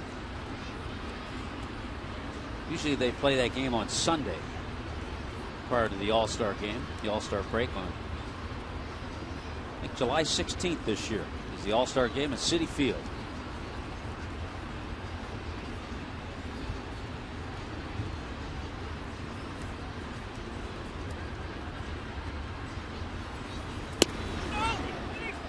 No swing to Dan Bellino.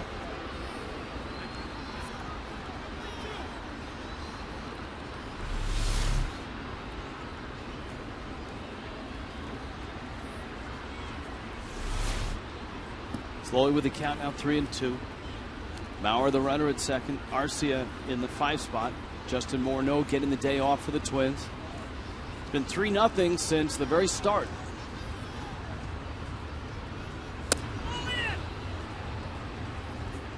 And that just missed in. So Arcia walks. Trevor Plouffe comes up. Well, the 5th walk issued by Marlins pitching, Tom Kohler 4, and that first one by Slowey. From a Goodyear blimp, a look over at Miami International Airport. Hub for American Airlines. It's a live shot.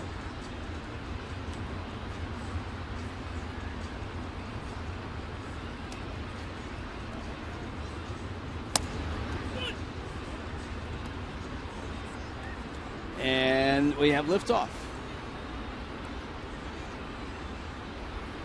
Where do you think that flight's headed, Tommy Hutton? I think Dallas. That's good call. It's another hub. Dallas or Atlanta. Another hub for American is Dallas. Of course, we have to give kudos to our United crew that travel us so well when we travel around the country.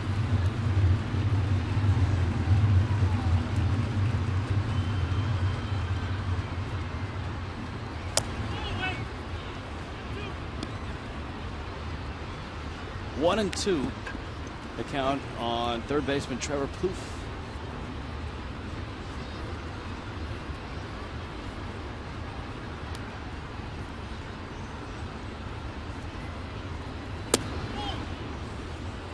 Cholula Hot Sauce wants you to know a little more about Trevor Plouffe, how to pronounce his name, the fact that his favorite player was Ozzie Smith. He's another one of the young, the high school position players that the Twins drafted out of Southern California. PARMELEE, first round 06. PLOUFFE, first round 04.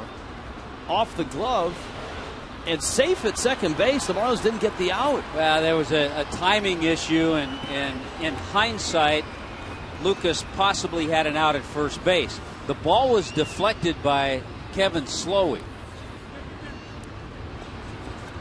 And I think Echeverria didn't think there was going to be a play. You can't anticipate where the throw is going to be. There's the deflection. Now Lucas changes, but see, Echeverria comes off the bag. He's not expecting the throw. If he's expecting the throw, he stays there on the bag. Yeah, if he comes to the first base side of second to receive that throw. I mean, in Arcia didn't even slide. It's a fielder's choice. Morrison gobbles up that grounder and gets to first. So that mistake at second doesn't hurt the Fish. The Twins still up 3-0.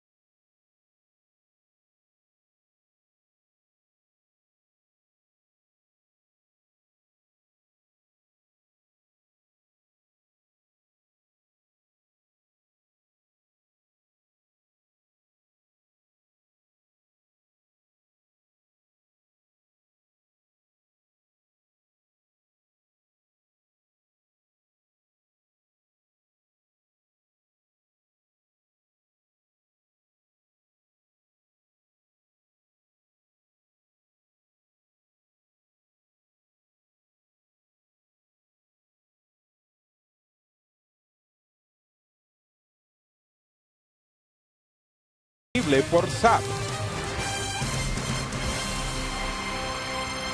They're not up in the blimp. They're right here in the ballpark. Cookie and Joe join us now. Hi, gents. How you guys doing? Richie, tell me how you guys doing. We're all right. We would like a little better brand of baseball. It's been a little sloppy today, Cookie. Well, it sure has been. You know, it's a night game last night, and then all of a sudden a 12:40 game. So you sometimes expect that a little better, even though you don't want to see it. But that's the way it goes, you know. Hey, let me ask you guys a question. Sure. And we were talking about the fans calling in and asking about the DH in the American League and the DH in the National League. I said, what is your opinion? Is either one way or the other, or should they keep it just the same way it is? In the DH in the American League, you have to use the pitcher in the National League. I like one way or the other. I think you either do all DH or you do all pitchers hit. I agree with that. I think that I would prefer just to stay the same way it is in the National League. I think there's more into the game that way than just the DH in the American League. Polanco dumps one into right field. Joe, what do you think? What's your... I like it the way it is right now. I like both leagues. I think that it extends the life of these players as they go over to the American League, but I also like the strategy of the National League, playing with the bunts and the stolen bases and using your bullpens and your your batters and so forth. I like it the way it is, a little both. And guys, I think it's here to stay. I mean, since 1973, I don't think it's going to change. The only thing Rich and I were talking about was during interleague play, would you like to see the DH used in the National League city? Just do it the opposite, and then no DH in American League city, so National League fans could see the DH once in a while. Well, that's a good way to put it. I would imagine that would be a pretty good idea to do that. Just flip it. Right? Flip it back and forth every year. I like that. It would drive the managers crazy, but I like it. That's true. Hey, it might drive broadcasters crazy, too. All right, guys. I think, economics plays into this as well, and the Players Association has been against losing the DH because it keeps not only aging players in the game longer, but those players have a much higher salary base. You lose the DH, maybe some of the guys that have big salaries might not stay in the game. I mean, I don't see Albert Pujols Sure. in the field a whole lot for the length of that contract. And if there were no DH, I don't know if he gets that contract. To center, and Thomas runs it down and makes the catch. Hey, we've seen some great play from these Twins outfielders, huh? Yes, we have. Hey, Cookie, quick question before we let you go. On that last play, it was no harm because the Marlins got out of the inning. But on the ground ball to Lucas that was deflected by Slowey, what happened on that with Echeverria?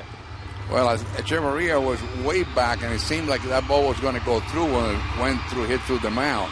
Since he tipped at the ball deviated to the right side. He was way back, almost in the grass, and he was running, at full speed, not expecting maybe to look at pass the ball to him. And I think he was past the back when he got the ball. That's why the umpire called him safe. All right. All right, guys, have a good show. All right, gentlemen. Do the same. Thank Always you. a pleasure. Yeah, just the timing was off because of where he was and not thinking that Lucas was going to flip to him after the deflection. Mathis up, and he takes a strike. He counts 1-1.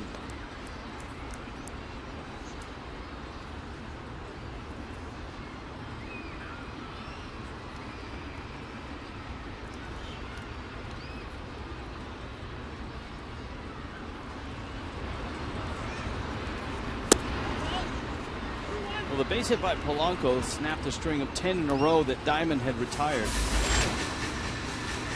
Webb is in the bullpen. Now Slowey's on deck, but if the Marlins have an opportunity with runners in scoring position here in the fifth, you get a sense that Mike Redmond's going to take that opportunity. I think a lot of it depends on what Mathis does here. Well, it counts 3-1. Got Dobbs over there with a bat. He's ready to go.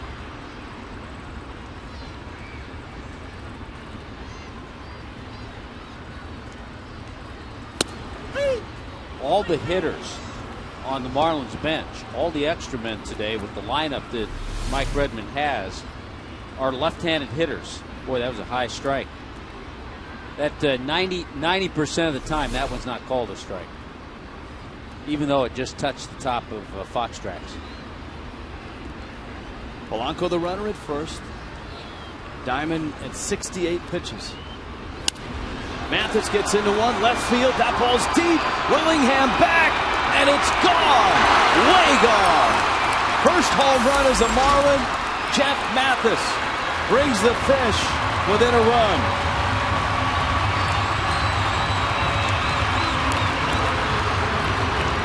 Diamond can't believe it. Gardenhire can't believe it, but what a boost for Jeff Mathis. On the year, he has 6 hits, 3 doubles, a triple, and now a home run. So good job by Mathis. He's really struggled offensively. He's done a great job defensively. And just like that, the Marlins are 1 run back.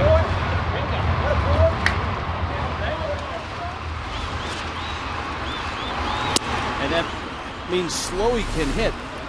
Here's a shot, and he got all of it. It's a Clevelander home run, well over the Clevelander. And how the emotions change. The 3-1 pitch that was called a strike, Mathis wasn't happy about it, but I bet if you ask him now, he'd say, yeah, it was a strike. That made the count 3-2. That allowed me to hit the home run.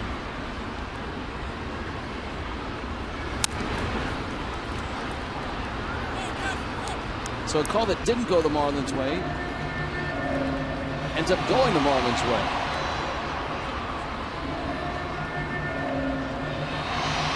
It's got to feel good for Mathis, who has struggled at the plate. Slowey slices one to right, and that falls for a base hit. Hey, Kevin Slowey with a hit. You know, and it's not that Jeff Mathis doesn't have any power at all. That's his 35th career home run as a major leaguer. He had 8 last year with the Blue Jays. Now base hit off the bat of Kevin Slowey. That is Slowey's first hit this year.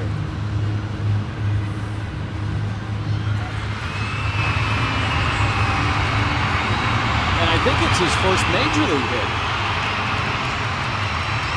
because they're throwing the ball out of play.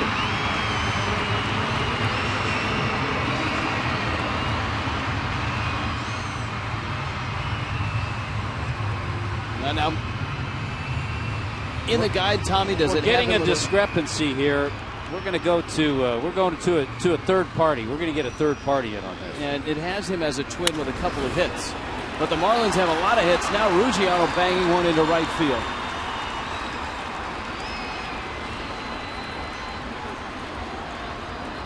And all of a sudden, Scott Diamond has been solved. That's like a mystery movie. The Diamond Mystery has been solved here in the 5th inning. Miami has a couple runs and a couple more hits, and yes, the note on Slowey, that's his first National League hit. For some reason, they threw the ball out of play. Maybe his teammates are just in disbelief that he has a hit, and they figure that has to be his first major league hit. They say, we've seen you hit in BP. That has to be your first one. But when you look at his totals, 2 base hits. That was his 3rd. So Kevin Slowey had 2 career hits before that. Ryan Presley in Minnesota's bullpen. Ed Lucas waiting at the plate. A 2-run homer by Jeff Mathis. A single by Kevin Slowey.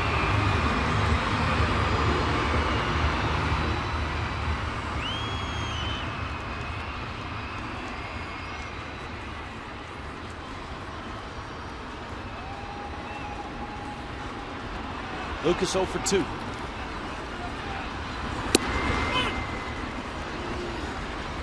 Makes it tough, all the things going through Marlins third base coach Joe Espada's mind now. He has a pitcher out there running at second. The outfield isn't too deep except for Oswaldo Arcia. He's very deep in right field. Ruggiero is the trail runner. Lucas carried a 5-game hit streak into this ballgame.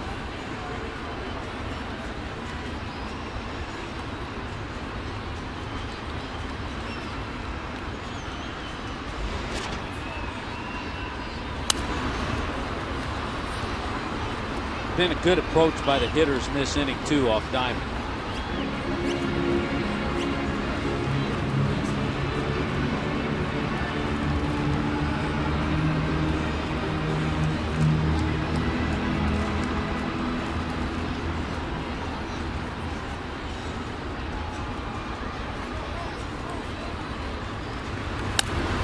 In the air, center field, shallow. Thomas comes on and it falls.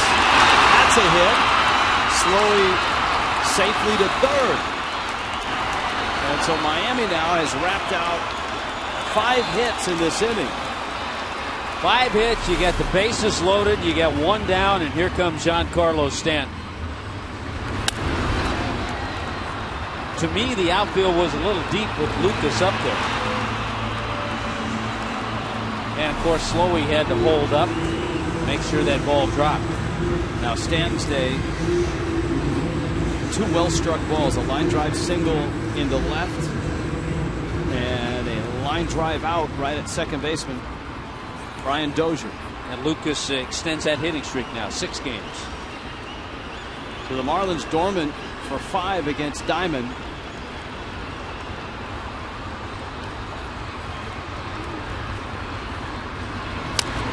Stanton, a little dribbler, first base side, and that's going to tie the game. A run comes across, Slowey scores.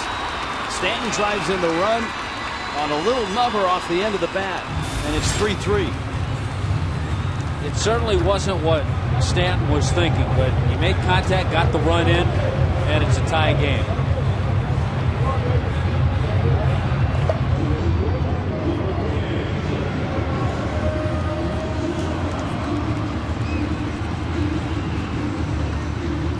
And that brings Marcell Ozuna to the plate, and with runners in scoring position, he's the Marlins' best. Ozuna .438 with runners in scoring position. Ozuna's got a little interleague thing going, too.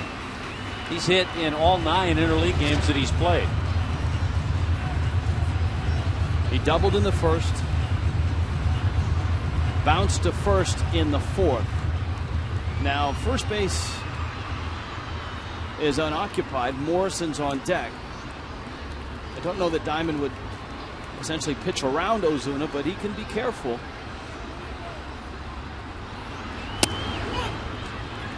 Catches the corner for a strike. Well, almost.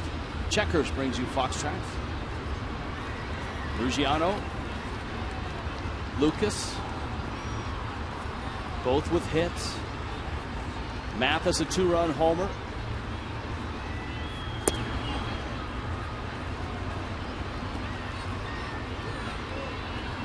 Ball and a strike.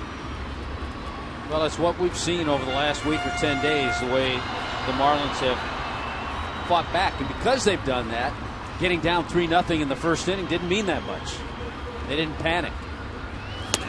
Well, we've talked about it. How many times in April if the club had gotten down 3 runs in the first or second inning, it pretty much would have been over.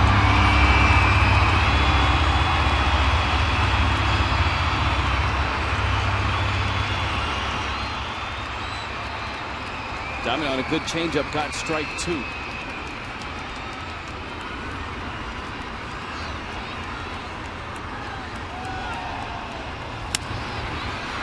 Ozuna flips it down the right field line. And a slide by Arcia. Count still 1-2.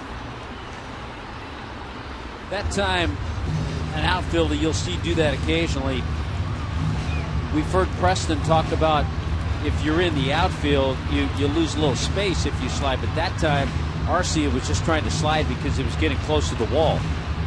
And if he keeps running, this is the best way to, at least you can stop a little bit this way and maybe make the catch. Another 1-2 pitch to Ozuna. 2-2.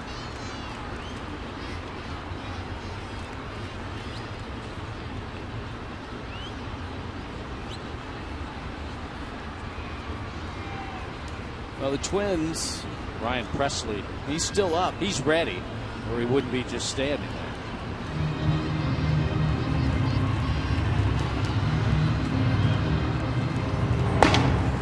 And of course, you got a left-handed bat on deck in Morrison. Yeah, Presley knows if it goes beyond Ozuna, he's not going to pitch to Morrison. They'll keep Diamond in there to pitch to him.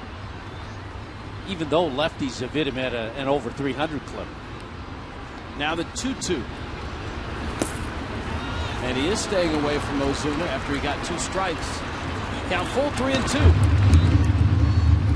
He did not get a fastball there. Let's see if he gets one here.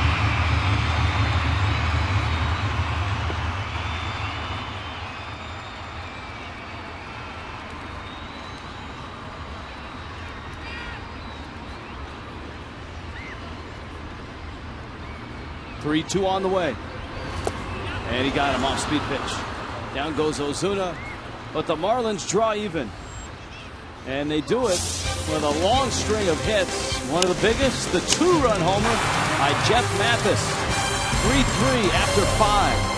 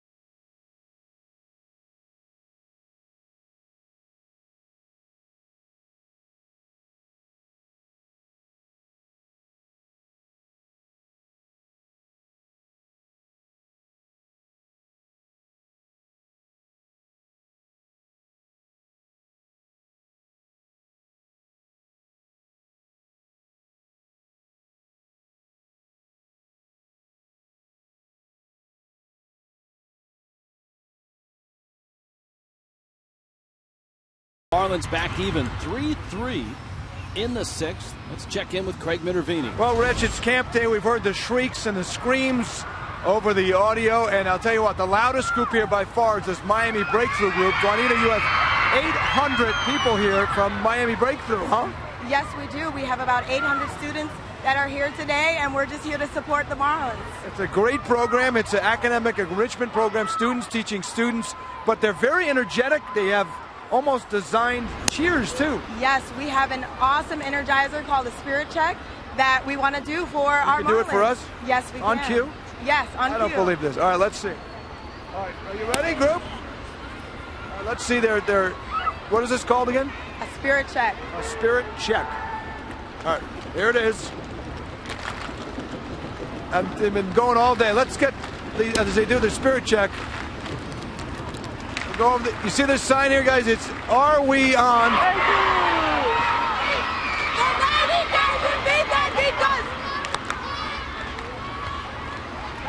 We got the beat.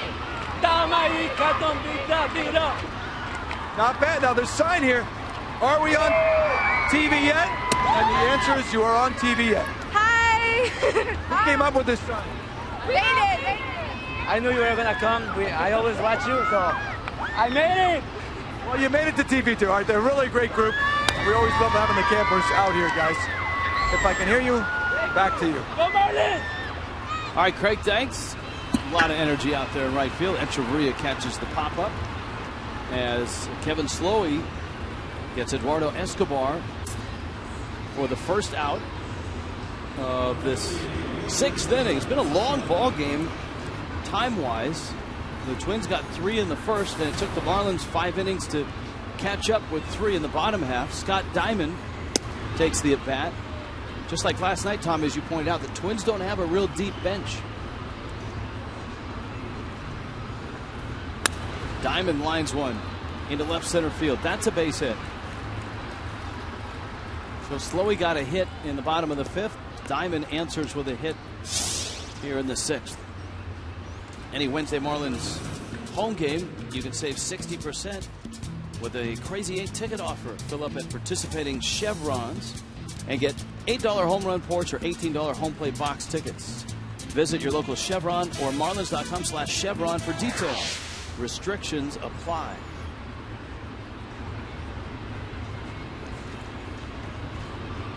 Top of the order, Cleet Thomas.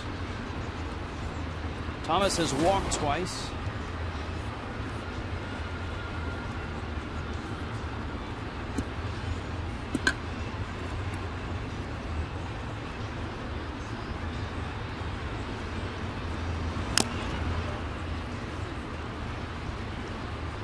We've talked about Rich Cleet Thomas, all the pitches he's seen. He's had 4 different plate appearances this series where he's seen 8 pitches or more. Well, he saw 33 pitches in 5 plate appearances yesterday. And this will be, what, 19th pitch today? Fouls it off, stays at 0-2. So he's seen 3, that's 52 pitches. Wow. And this is his 9th plate appearance.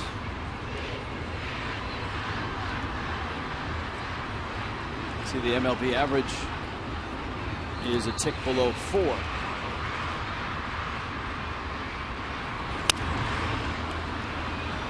In the air, it's going to stay on the infield. Lucas is there. All right, our FPNL scoreboard. National League scores, lots of interleague plays, so these are our true National League games, and they're all tonight. Dodgers and Giants. Dodgers won that last night. Cubs and Brewers, Diamondbacks, Nationals, Phillies, and Padres. As the Cubs begin the Marmol-less era. Someone's going to sign him. Oh, no doubt, without question. Somebody will think they can turn him around. In fact, I think I saw him outside the Marlins clubhouse.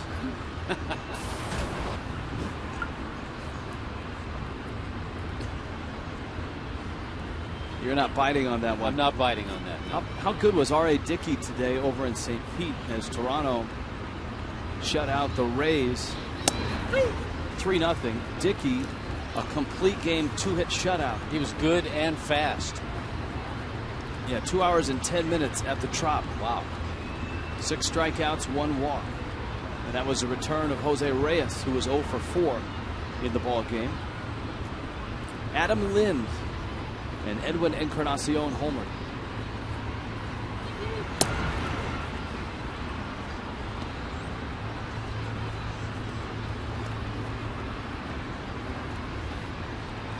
Next game to start is about an hour away, and that's in Oakland.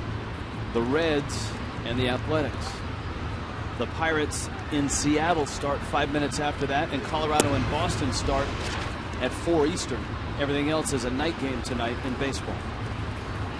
If you just happen by this one, Miami, a much different team in June than they were in April and May for sure. Mike Redmond's bunch has won 12 games this month, at 12-9.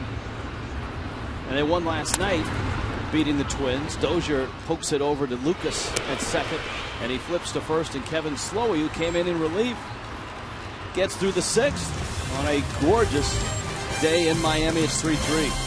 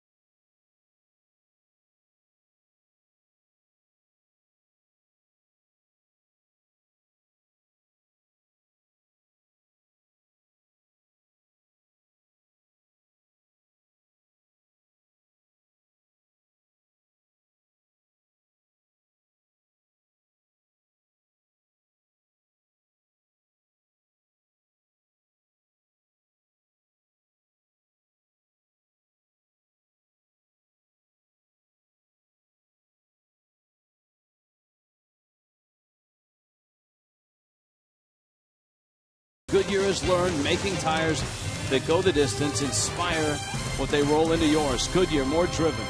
The new banner is up there. You can see the 3 NBA championship trophies on the arena, and a live shot of downtown Miami from the Goodyear blimp in a 3-3 ball game in the bottom of the 6th. Got the Port of Miami. Saw the, was it 395 headed over towards South Beach? You know, maybe for a little early dinner at Joe's, and maybe a few stops on the way back. Scott Diamond still in this ball game.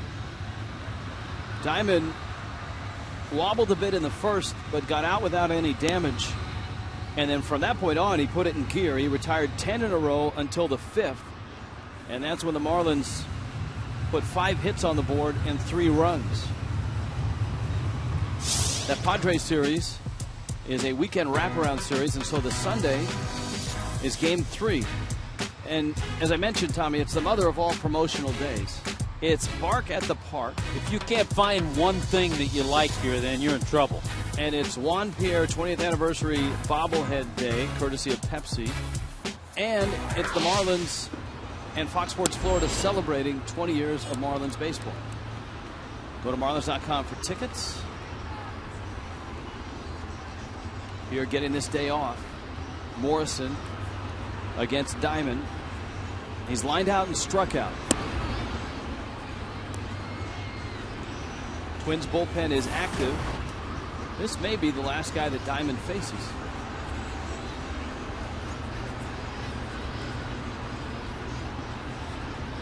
Right-hander ready in the Twins' pen.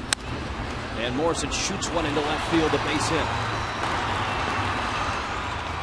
So Lomo, who's really been swinging the bat well since coming back from his second knee surgery, is aboard. Placido Polanco coming up. Boy, he has that great approach against the lefty, stays back, stays on it, and drills it past the shortstop, Eduardo Escobar. We saw last inning, we saw Ryan Pressly warming up. He's ready, and you're right, that was the only hitter that Diamond is going to face, because here comes Ron Gardenhire. Gardenhire out, and he will make the change. And so 25-year-old Scott Diamond is done after 5+ innings. Here comes Pressly. 3-3 in Miami.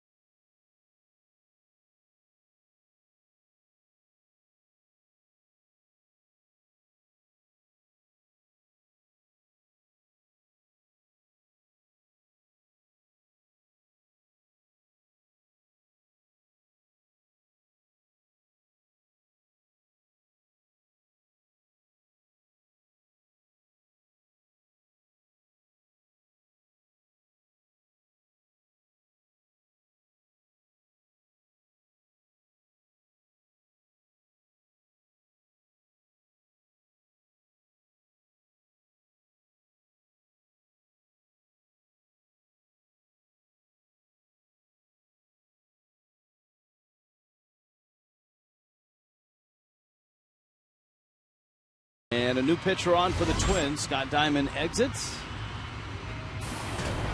And Ryan Pressly is in. You see Presley's numbers and a slender ERA at 2.12.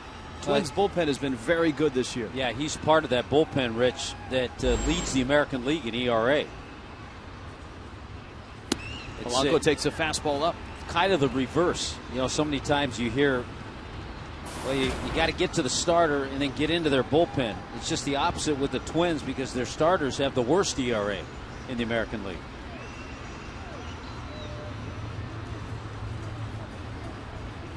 Morrison the runner at first. And Polanco takes a strike. Pressly out of Marcus, Texas. And he was a Rule 5 pick from Boston this offseason. So Diamond was a Rule 5 pick from the Braves. Pressly a Rule 5 pick from Boston. So those AL bullpen numbers. The Marlins did get a couple of runs off the bullpen last night. Dunsing, 1 run off him on the Dietrich home run, and a run off Renicky. Polanco a base hit in the 5th, and that was the hit that snapped the run that Diamond was on. Diamond had retired 10 straight. Polanco opened the inning with a single. Echeverria lined out, and then Mathis, after a 3-1 pitch he thought was ball 4, was called a strike. Settled for a 3-2 pitch, and he hit it out over the Clevelander up into the blue seats.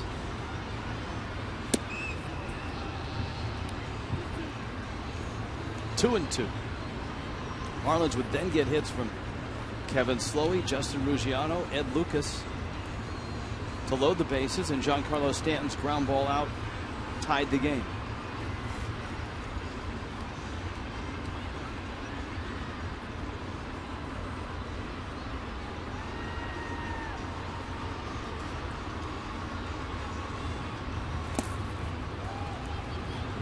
kind of a cutter slider that Presley uses. Pitch before was his curveball, so that's pretty much what he features, along with a fastball. Curveball's solid. Changeup has a little tail.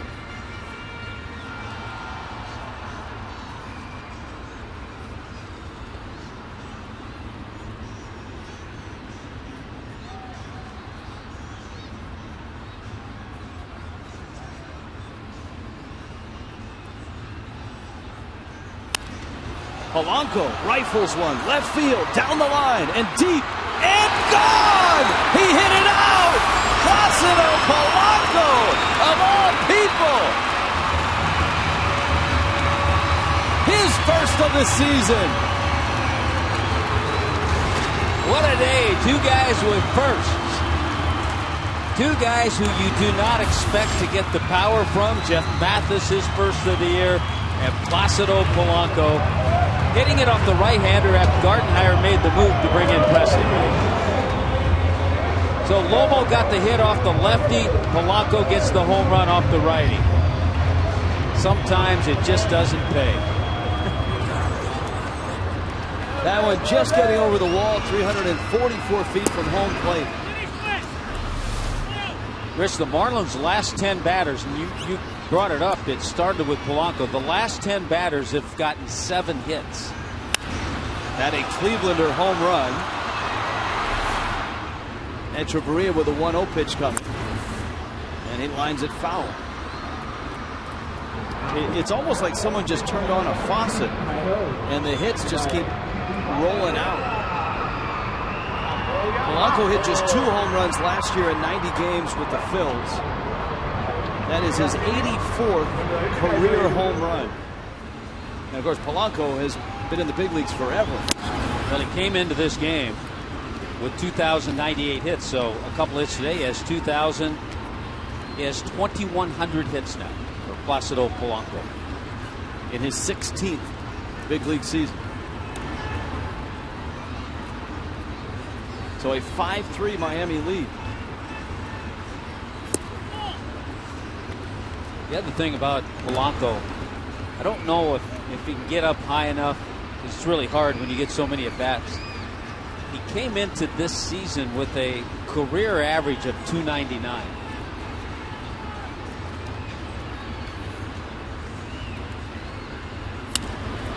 Little breaking ball, and Echeverria sends it out to left, and a skidding catch by Willingham in left. Hammer makes the catch. It wasn't a thing of beauty, but in true Josh Willingham fashion, he gets the job done. Well, was able to hang on, got it right in the webbing.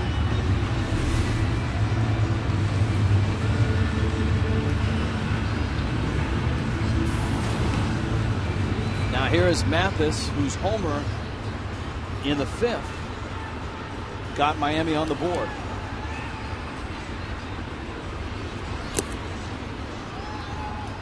Here's a look at Mathis' home run in the 5th. Exit speed of 99.2 miles per hour.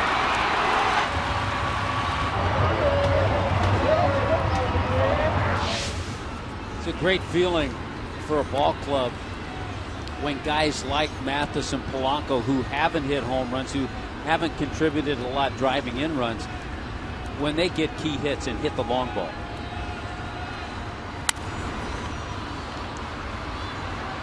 Mathis fouls that one out.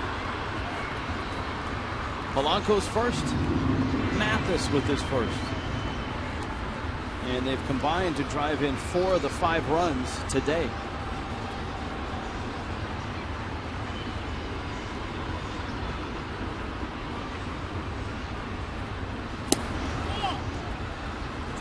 It's the second time in the at-bat Mathis is shortened to try to drop down a bunt. Well, he sees Plouffe playing way back at third base. He's shortened up a little bit now that Mathis has shown him bunt a couple of times, but he was 4 or 5 steps back of where he is now.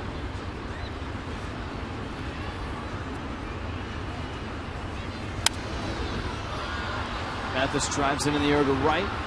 Arcia. And there are 2 outs. Get ready for Fox Sports 1, America's new 24-hour sports network. Fox Sports 1 will be your home for great live sports, all the news and highlights you want, shows and specials that only Fox can bring you. Fox Sports 1, and it comes your way August 17th. That date drawing closer. Well, Kevin Slowey, if you've been with us all year, you know that Slowey has been the least supported pitcher in Major League Baseball since 2010 in terms of run support. Slowey now in the bullpen, and he comes out of the bullpen, and all of a sudden the Marlins have put 5 on the board, and Slowey contributed to that because he had a base hit, his first National League hit in the 5th inning. Yeah, he's one of those 7 base hits during that time.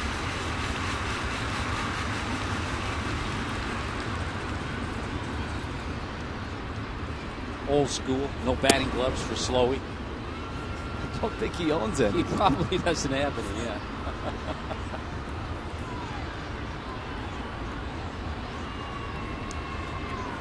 The Twins fans were in the driver's seat for the first 5 innings. Scott Diamond was pitching well. The Twins had a 3-0 lead. Slowey pops it into right center field. Arcia and Thomas, and it's Arcia who makes the catch. But the Marlins put 2 more on the board. Placido Polanco. That's right, Placido Polanco. His first home run of the season.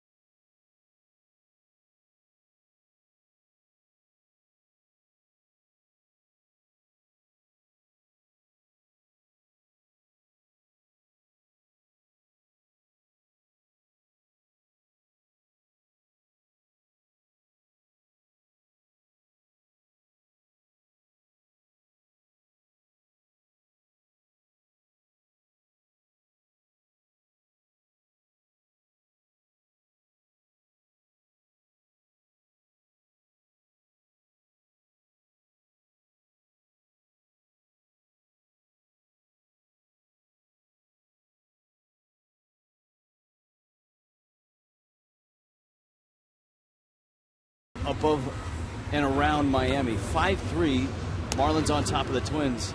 Let's check in with Craig Minervini. Well, Rich, we were talking about Major League Twins before, right? The 9 of them that have played 9 sets in Major League Baseball. The Marlins have a new photographer, by the way. We may have seen Eleni Arovio this year. She's doing a great job for the Marlins, and she is an identical twin, and her sister was kind enough to come by, Ayeni, to watch the Twins play. This is exciting for twins to watch twins, yes? Yes, it is. Very. Ayeni, you came over here to watch the game, and I'm sure you're proud of your sister this year. Tell me about how much interest she's had in photography. She loves it. Yeah. This is what she said she wanted to do right at the beginning, and it came. It's not even a job for her. How much fun is it to be an identical twin? Well, what over the years? Oh man, it's undescribable. Just the stuff we do to each other, the things we do to other people. It's a lot of fun. Did you ever do the old flip flop on a date and nobody knew? We tried it. Didn't work. It didn't work. Not really. What happened? Ask this one. I'll tell you the school story. Okay. Our teachers, I talk a lot in school. I can never stay still. I'm always all over the place. I never do my work on time. We switched one time. She went to my English class. I went to her science class, and she did everything on time. turned in her classwork, the first one. She already knew it was her. I knew it wasn't you. Next time. The rewarding for her was I did her homework, and the part for me was I got a detention. That's what happens. Well, good to see you with the Twins in town. You're doing a great job. She always gets a good shot, and she's right down low, and sometimes we'll use those shots too on camera, as Joe Mauer does it again for the other Twins. Back to you. Thank you, Craig. 3 hits for Mauer. Now, Tommy Hutton is married to. I am married to an identical twin, so I can relate to some of those stories. By the way, that's Joe Mauer's 10th 3-hit game this year.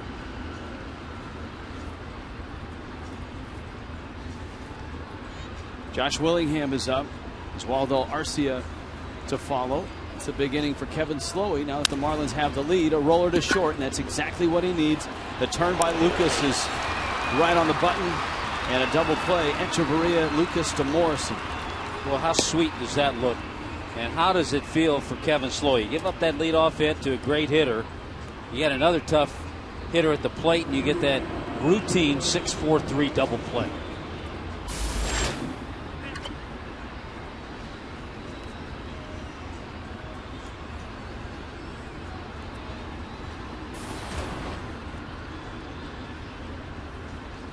Now Arcia.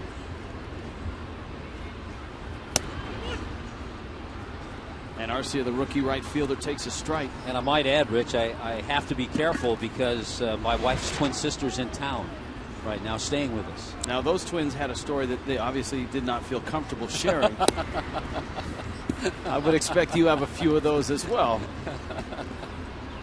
And, of course, the rest of your story is that your wife's twin also married a teammate. Married a teammate, Dick Ruthven, with the Philadelphia Phillies. Had about a 15-year career, won over 130 games.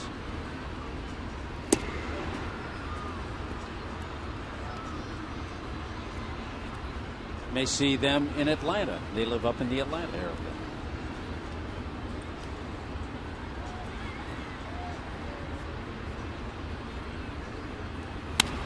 Arcia hits one into right field, a base hit. A couple hits for the Twins here in the 7th. And Trevor Plouffe up for Minnesota, who heads home after this one. The Marlins have an off day. The Padres get here for a 4-game set, and then the Marlins do go to Atlanta and to St. Louis. And it's the annual trip to St. Louis when it's hotter than blazes. Yeah, the Twins don't have an off day. They begin a series at home against Kansas City.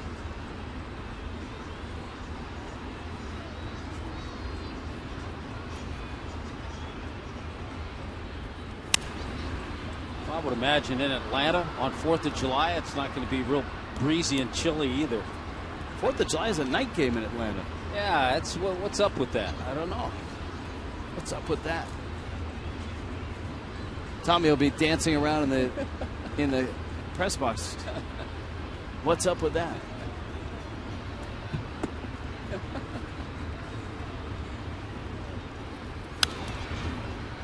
I went foul back and out of play.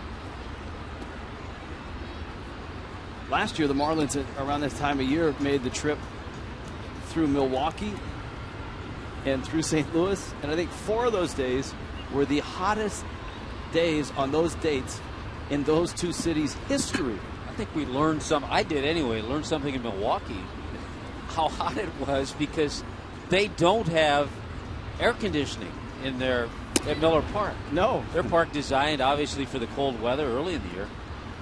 So they expect to have it all. I mean, that thing was smoking in there. Now that's AC for you. Yeah, we've got AC here. We've got it all, Rich.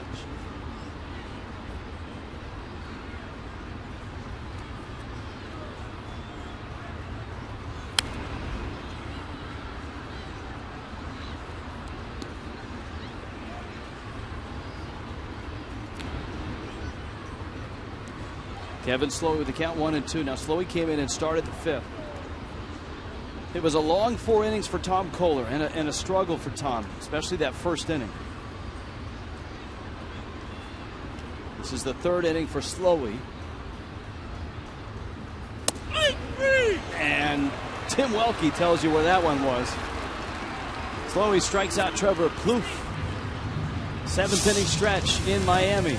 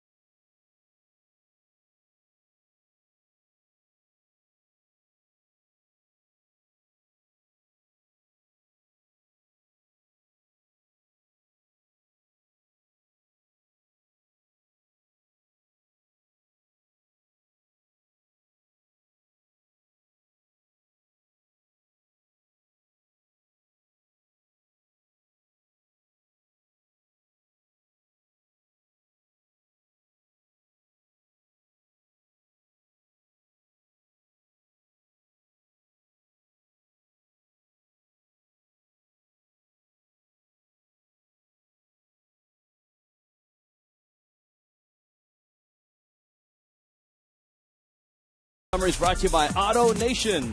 Well, in the first inning, you talked about it, Rich, a lot of struggles for Tom Kohler. It was all Minnesota. That base hit by Maurer, a solid single by former Marlin Josh Willingham.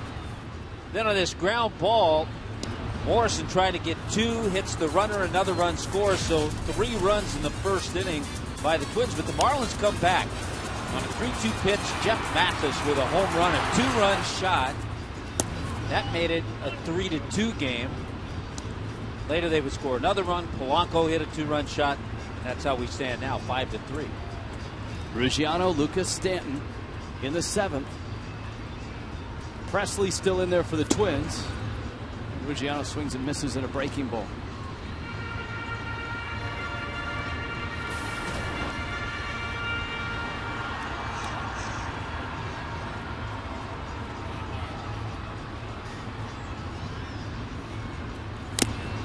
And Presley's fastball is tipped but held by Maurer. And so bottom of the 7th, Ryan Presley. And the sequence that we documented in the 6th inning was an interesting one with Scott Diamond tiring. He came out to open the inning because Logan Morrison, the lefty, was out. Diamond gave up a hit to Morrison. And that's when Ron Gardenhire went with Ryan Presley, a right-hander, to face Placido Polanco, and Polanco homered to left field.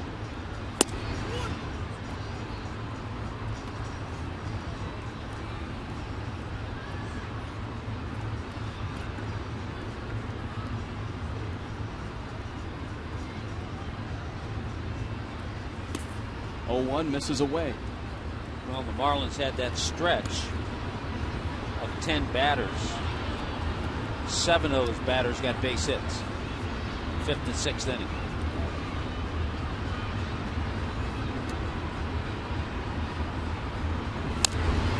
Are the Marlins scoring a lot of runs? No. But Tino Martinez now has some weapons in the middle of his lineup, and it's amazing to watch a lineup when you put Morrison and you put Stanton in the middle, and all of a sudden the guys that had to hit 3rd, 4th, and 5th get spread out. They're in more of a comfort zone now. The only guy that has kind of remained in his spot is Ozuna, and Ed Lucas just keeps on hitting. That's his 2nd hit of the ball game. He had 1 last night. Well, his base hit in the 5th inning extended his hitting streak to 6 games. The other thing that the Marlins have going right now, and would be a little bit of competition, not only to win this game, but for the bullpen and the rest of the game. Remember, we mentioned at the beginning of the game, the Marlins have allowed 3 or fewer runs in 9 consecutive games. And it looked like that was in jeopardy with the Twins getting 3 in the top of the first. But so far, that's all they've got. Giancarlo Stanton singled in the first. He drove in a run with a ground ball out in the 5th. The longest stretch of games allowing 3 runs or less is 11 by the Marlins. That was in 2003. Presley's buried a couple fastballs, and Stanton's got a 2-0 pitch to look at. And the only guy that's really remained in his role is Ozuna. Marlins have kind of bounced him between the 4 and the 5 spot, depending on the starting pitcher. It's allowed Ruggiano to move down and around the lineup. And you and I talked about this, I think, in San Francisco or Arizona. Ozuna was hitting 4th before Stanton and Morrison came back. But it's a lot different with him hitting 4th, with Stanton in front of him and Morrison behind him. Without a doubt. Ozuna's hit in 6 straight. And he's driven in 8 runs in the 5 games coming into this one. Now it's 3-1.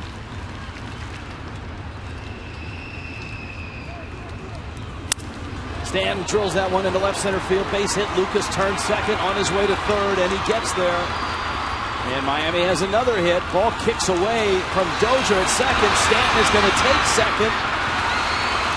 And you know what? Had Dozier thrown the ball to second, Lucas was poised and ready to break for the plate. And so I'm not sure if Dozier had a shot at Stanton or not, but he was aware that Lucas was creeping down the third baseline, and he was going to run had Dozier thrown it to second. Second base hit of the day for Stanton. Here's that throw that gets away. Dozier seemed looking over his shoulder. He knows that Lucas is there, and he made the right decision. Stanton might have broken his bat on that base hit. Good base running by Lucas to go first to third.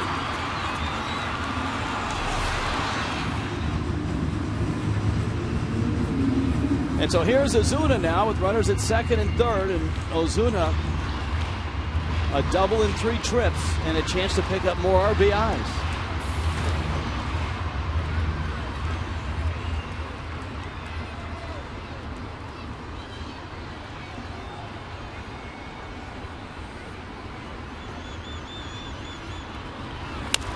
First pitch swing, he bounces it to Plouffe, who throws him out. And here comes Morrison now with 2 outs. We showed you the success that Ozuna had swinging at the first pitch, but not that time. Yeah, so you can't complain because he's almost hit 500 when he swings at the first pitch. Just didn't happen for him that time. Well, he's an aggressive hitter. I was listening and saw some numbers on Yasiel Puig, the youngster with the Dodgers. He's been phenomenal on first pitch hitting. Presley's going to exit with Morrison coming up. Another lefty trots out of the bullpen.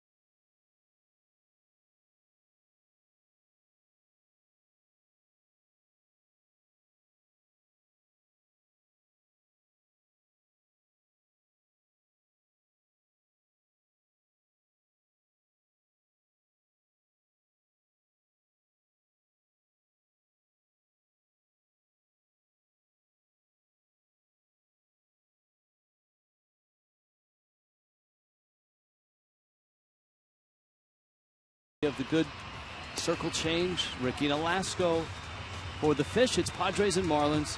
It starts a 4-game wraparound weekend series. Friday, Saturday night, Sunday afternoon, Monday night.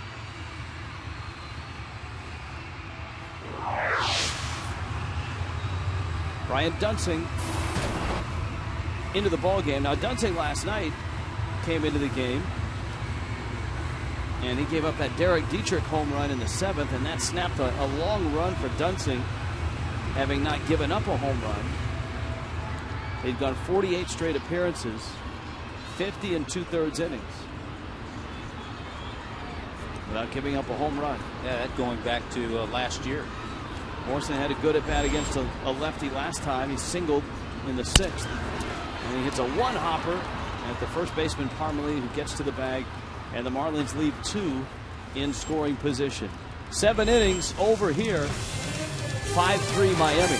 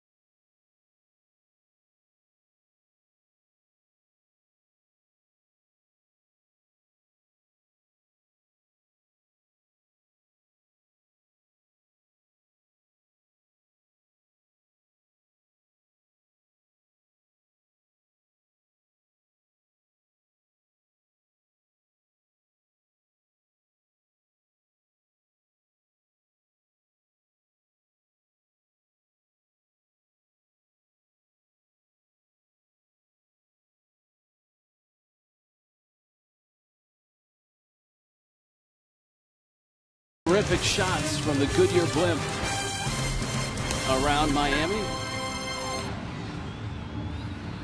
All day long we've seen just about everything there is to see in this city. Inside Marlins Park, Miami has a lead of 5-3 over the Minnesota Twins. Mike Dunn becomes pitcher number 3. Tom Kohler the first 4 innings. Kevin Slowey the next 3, and Dunn here in the 8th. I think one of the keys, Rich, in this series for the Marlins has been the way they've been able to handle the bullpen of the Twins. You pointed out the best ERA in the American League, but the bullpen for Minnesota in this series has worked 4 innings.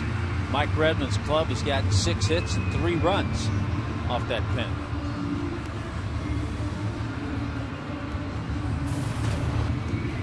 Bottom third of the order for the Twins. Chris Parmelee, Eduardo Escobar, and in the pitcher spot.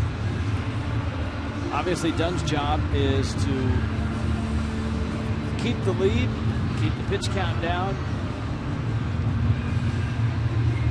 and get back in the dugout. He's got the left-hander Parmelee. He's got a switch hitter and Escobar on deck. This is Slowey's game to win. And for Scott Diamond, the starter for the Twins, he right now is lined up for the loss.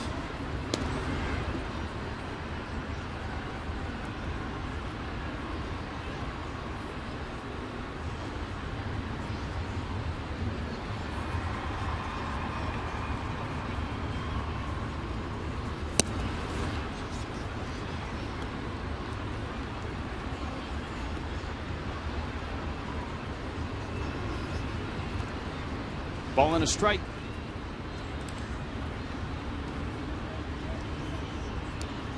Dunn and the rest of the bullpen have been able to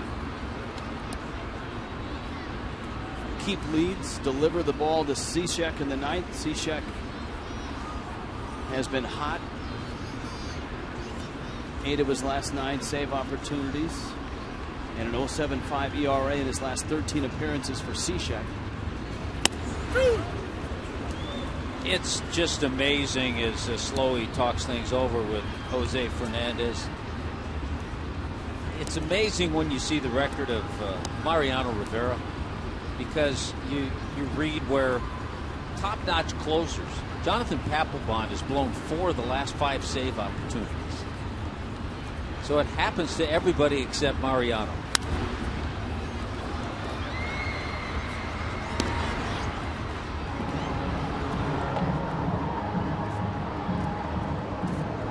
Casey Fine, right-hander.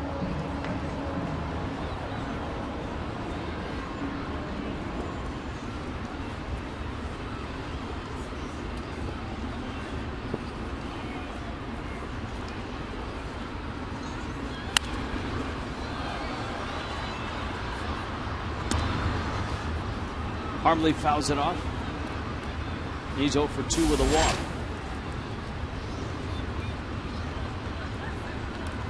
The Twins in the Central in the American League are 7 back. The Tigers, the class of that division right now, at 42 and 33.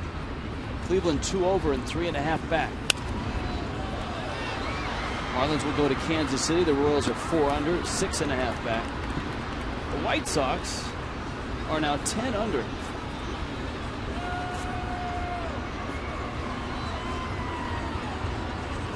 Oakland and Texas have just a great race going in the American League West, even at start of play today. And the Angels are a distant third, 10 games back. Boston leads the East. Yankees 2.5 back. Though Toronto won again, they had lost 2 in a row. R.A. Dickey threw a 2-hit shutout against the Rays today. Jose Reyes returns. And Toronto is a game over 500. So everybody over 500 in the American League East. A lot of fastballs, a lot of foul balls. In the National League East, Atlanta continues to be the pace setter. They're 6 games up over the Nationals. Yeah, they beat the Royals in Kansas City last night. Medlin got the win. Craig Kimbrell saved number 22. Parmelee battling Dunn. This is the 10th pitch of the at-bat.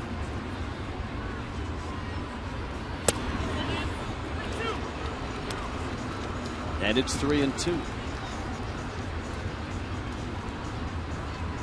Out west, Arizona still leading the West. Rockies and Padres 3 back, Giants 3.5, Dodgers 7. And not even at the halfway point of the season.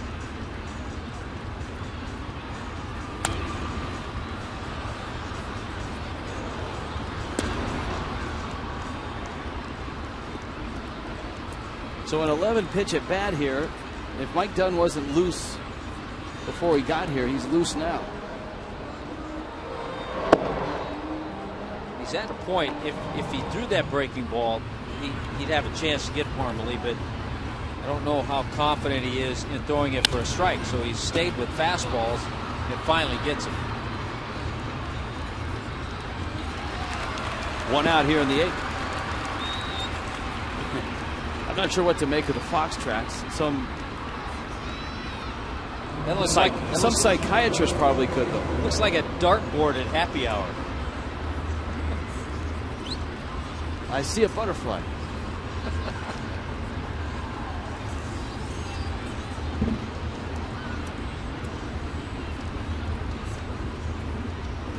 Eduardo Escobar's 0 for 3.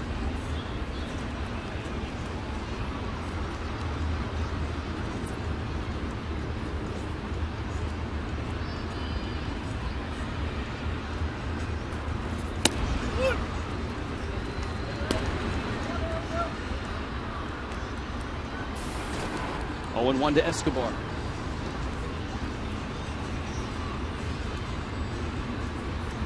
If Miami holds on to this lead, they will have won as many games in June as they did in the last 2 Junes combined.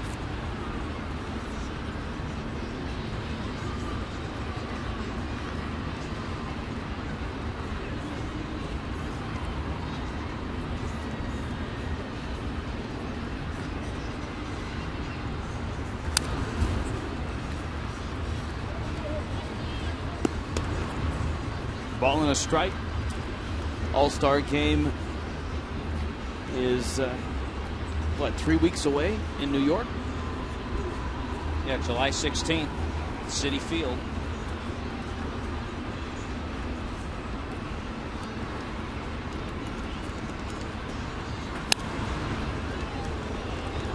That one pulled foul.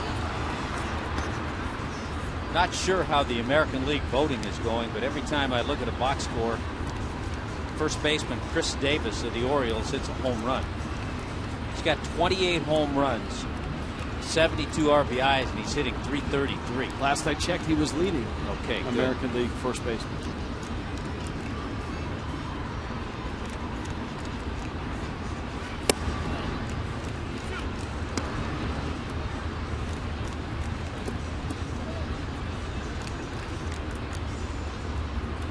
Two balls, 2 strikes to the Twins shortstop.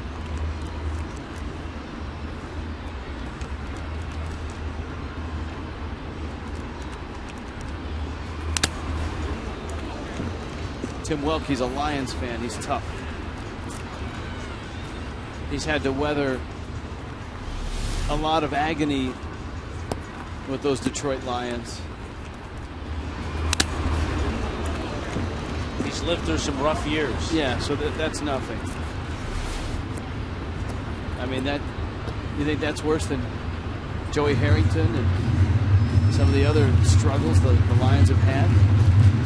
He and his brother, we saw him they used to work in the same crew. I remember. Yeah, Bill. After a ball game in September, wherever we were, they were hustling out of the ballpark after the game, and they had their Lions gear on. I can picture where we were, but I can't picture what city. I want to say Milwaukee. No, it wasn't Milwaukee. It was an American League city. Oh, really? Yeah. Well, they were headed out because the Lions were on TV, and they had to get to the local sports bar. Yeah, they were on their way in a hurry. Watch the game.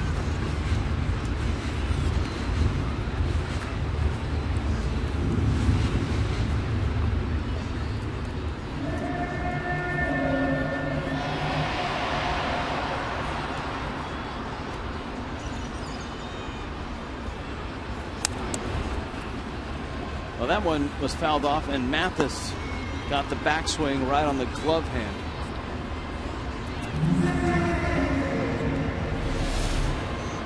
You know,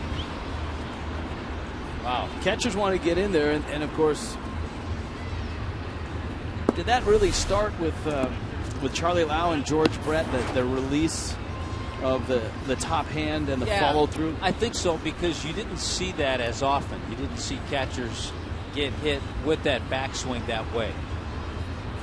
But when you get full extension and you follow through, a lot of times catchers are in danger. Everybody concerned now.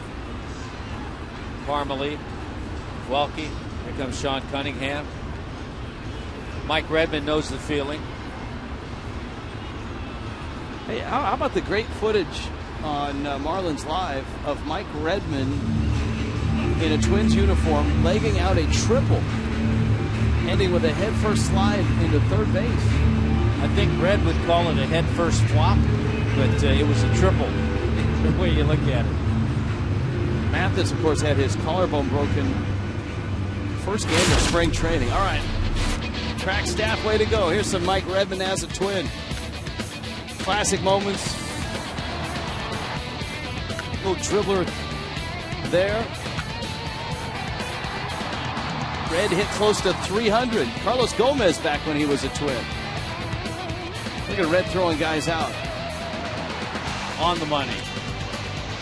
Mark Kruzalonic making a special guest appearance. That's some of Redmond's greatest hits, although the triple not located yet. Yeah, that one shot with the Indians, the later years. Last year of Red's playing career. The lost year.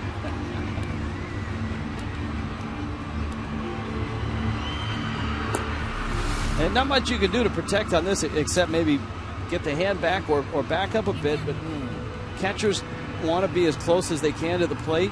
Hitters want to be as deep as they can in the box. And when that happens, that happens.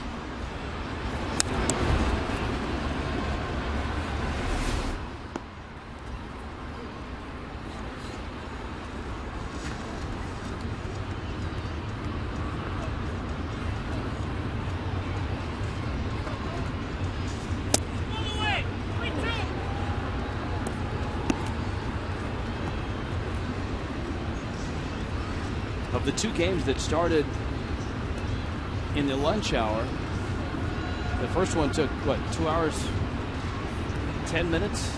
Yeah, the R.A. Dickey game. I mean, 21 pitches Dunn has thrown, and he's gotten one out. Dwayne's stats right now is at home on his veranda with a cool drink. Now, Tommy, what do you see there? I see my mom, and she's not real happy. Or a reindeer, I'm not sure which. Escobar strikes out. There's got to be somebody at home who sees those Fox tracks, especially the 10, 11 pitch at bats. Those are the people that tweet us, yes, email us. Yes. There's a secret message there.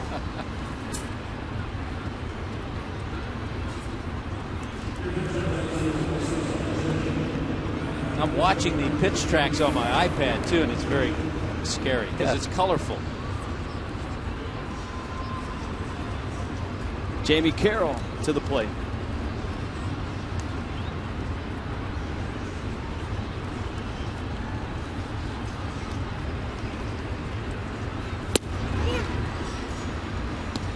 Carroll gets the pinch hitting call here in the 8th, 2 outs.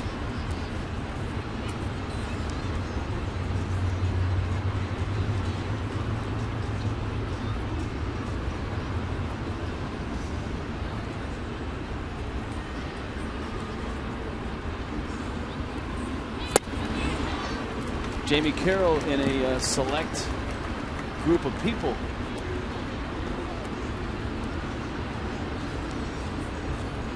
He was a draft pick of the Montreal Expos, 14th round pick back in '96. And this is his 12th major league season, so he wore the Expo uniform just like you, Tommy Hunt. Yes, he did. 0-2. He's one of a dying breed. Guys that are still playing that were drafted by the Expos. Still active. And these are guys that played as an Expo.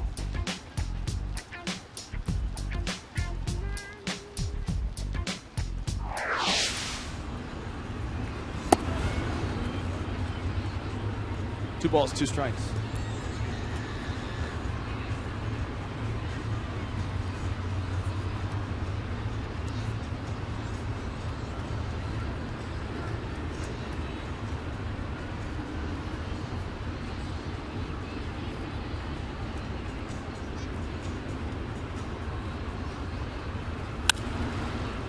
In the air, right field, Stanton over, and he makes a running catch.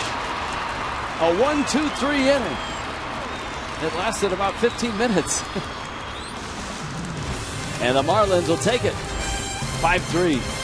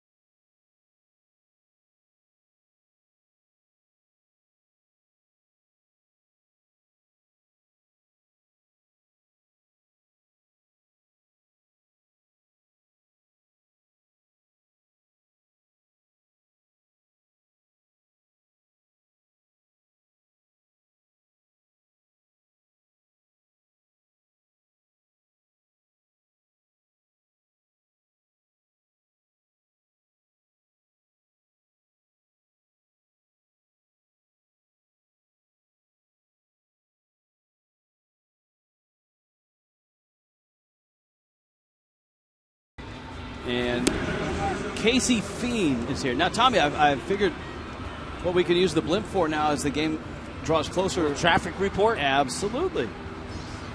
There's your traffic.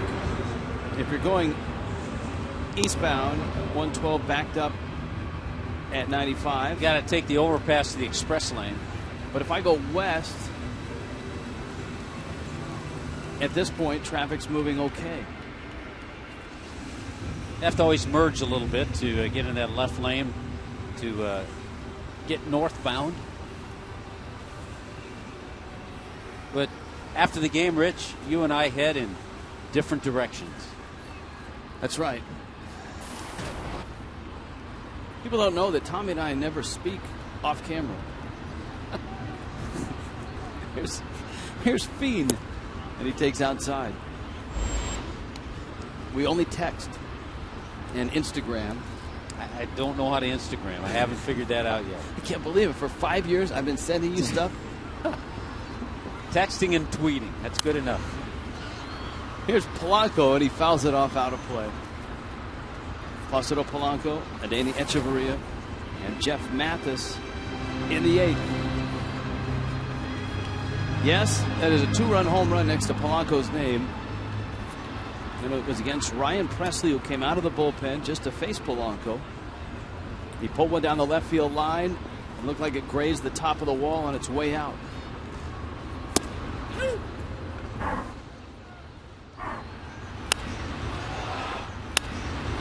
Even gave a Cody Ross skip.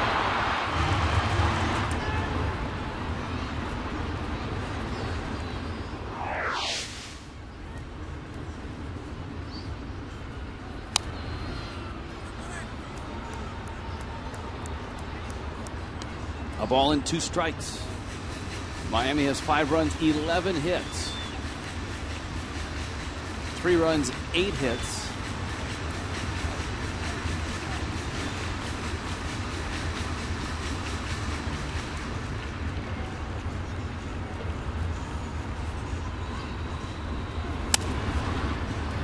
Roller up the middle. Escobar just gets the out. Echeverria comes up now. They're just getting started in Oakland, the Reds and the Athletics.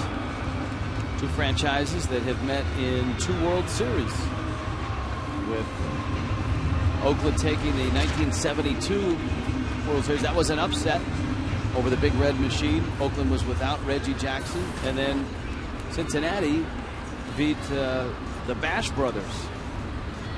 And that was an upset. And they swept them. 1980 or 1990, I believe. Steve Cishek ready in the bullpen. That was a World Series. Billy Hatcher had a big series. Eric Davis. Is that the Eric Davis injury? Yes. And he injured himself in Oakland on a diving catch. Yeah. Plouffe. And Casey Fiend has a couple of outs.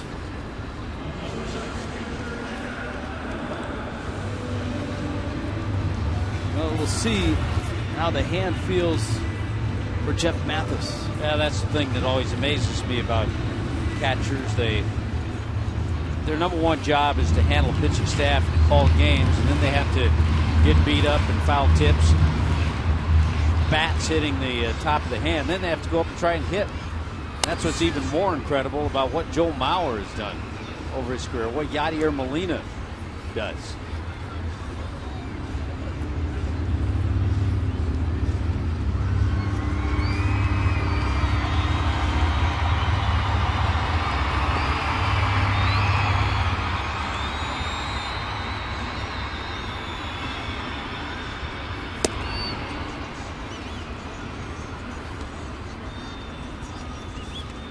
Oh, 2 to Mathis.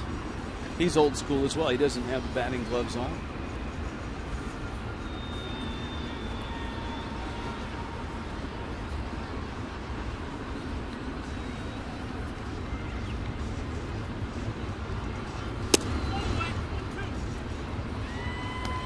In an orderly fashion, the campers are exiting Marlins Park. just to give us a little more bus traffic. I'm okay with that. Get the buses out. They'll be gone.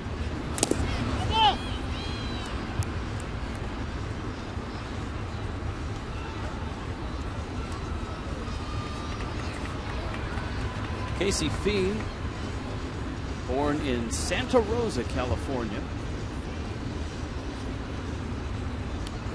William Penn University.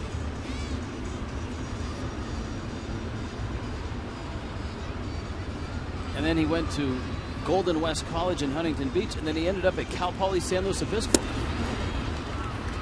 And here he is going 1-2-3 through the fish in the eighth. Steve Cishek will come into the ball game, and the Marlins try to finish off the Twins.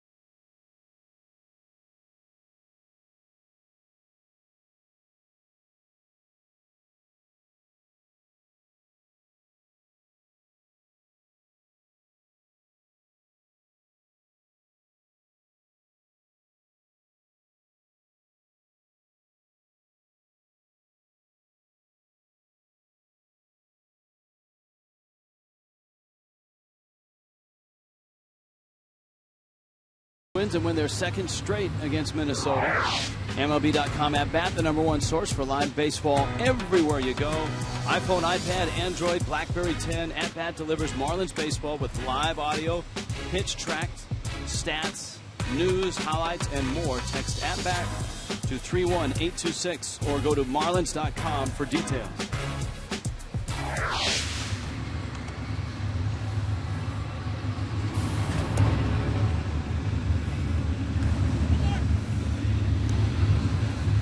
So Steve Cishek, who has had a very nice month of June right along with the rest of the Marlins,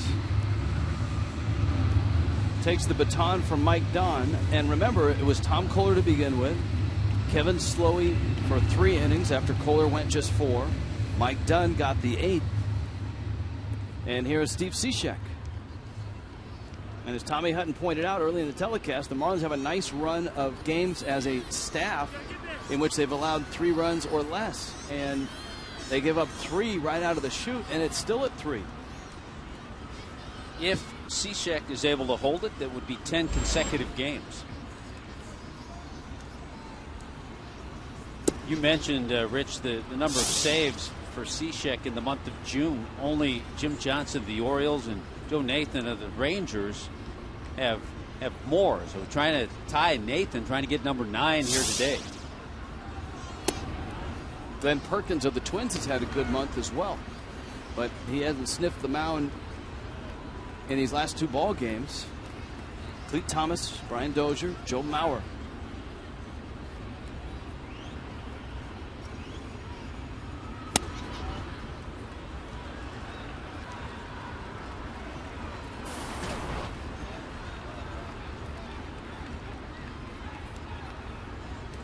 And you know the one big bat that Gardner has available on his bench is Justin Morneau.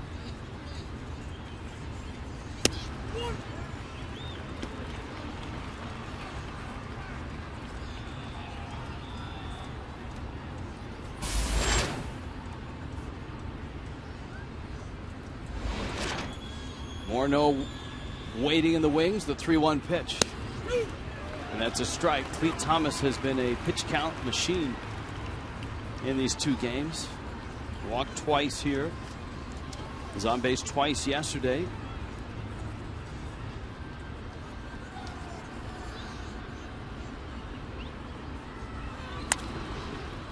Sends a fly ball down the line over for Ruggiano, and it's a foul ball.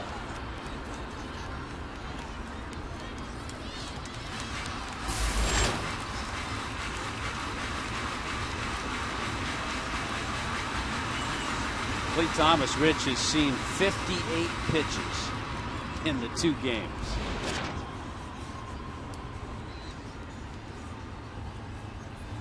And this is his 10th plate appearance.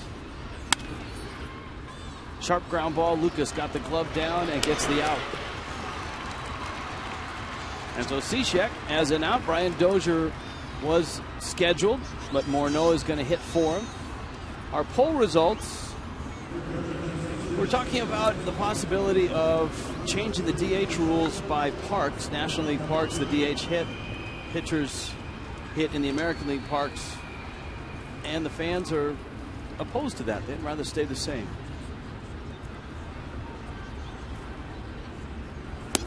By the way, that was a good comeback for Cishek. He fell behind 3-0 to Thomas and was able to battle back and get him. So you'd rather face Morneau with nobody on base.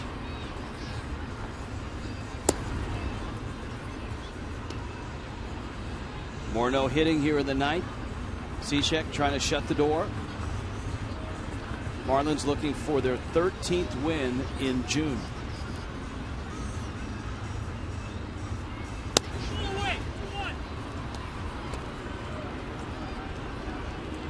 Two and one.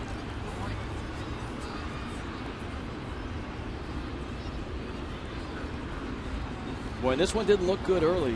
Remember the struggles that Kohler had, that long first. Gave up 3 runs, walked 3. Morneau swings and misses.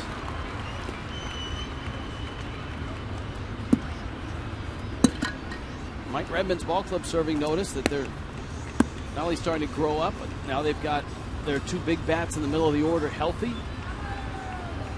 Their bullpen's been really good, and their young starters, even their veteran starter, Enrique Nolasco, they have been outstanding. And we'll see Ricky Nolasco and Edinson Volquez on Friday night when that series opens up against San Diego.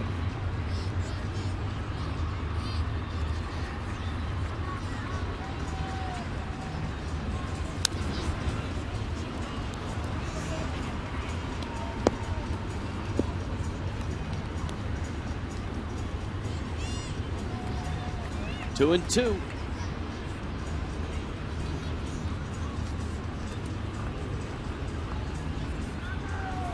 Got him. Cishek with a sharp breaking ball. Morneau strikes out. That's a pitch that I think has gotten better for him with his success against lefties. That hard slider down and in. Do you think in interleague play, a guy like Cishek has a bit of an advantage? He's obviously unorthodox. Morneau hasn't seen him. Yeah, without question. I think so. Anybody with, especially an unusual delivery that guys only see 2 or 3 times a year.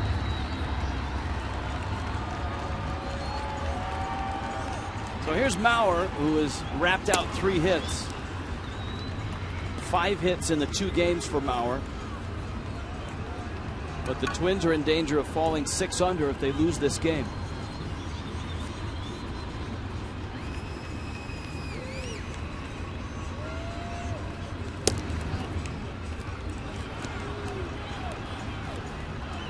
And it's 2-0.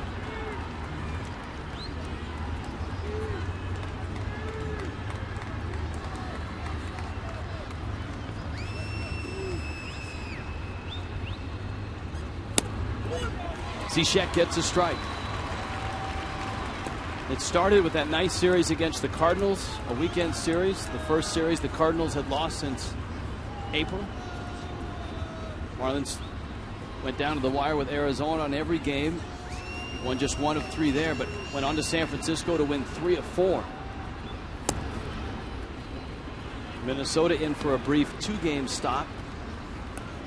And Cishek is an out away from getting a sweep of the 2-game set. And it's 4 against the Padres.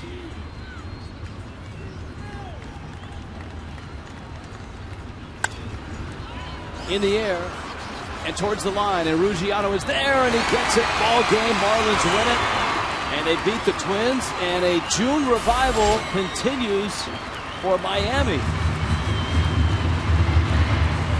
2 unlikely sources with big home runs. One of them, Placido Polanco. The other, Jeff Mathis. Both of them enormous. Both of them 2-run shots. And both figure prominently in a 5-3 Miami win. Some final thoughts when we return.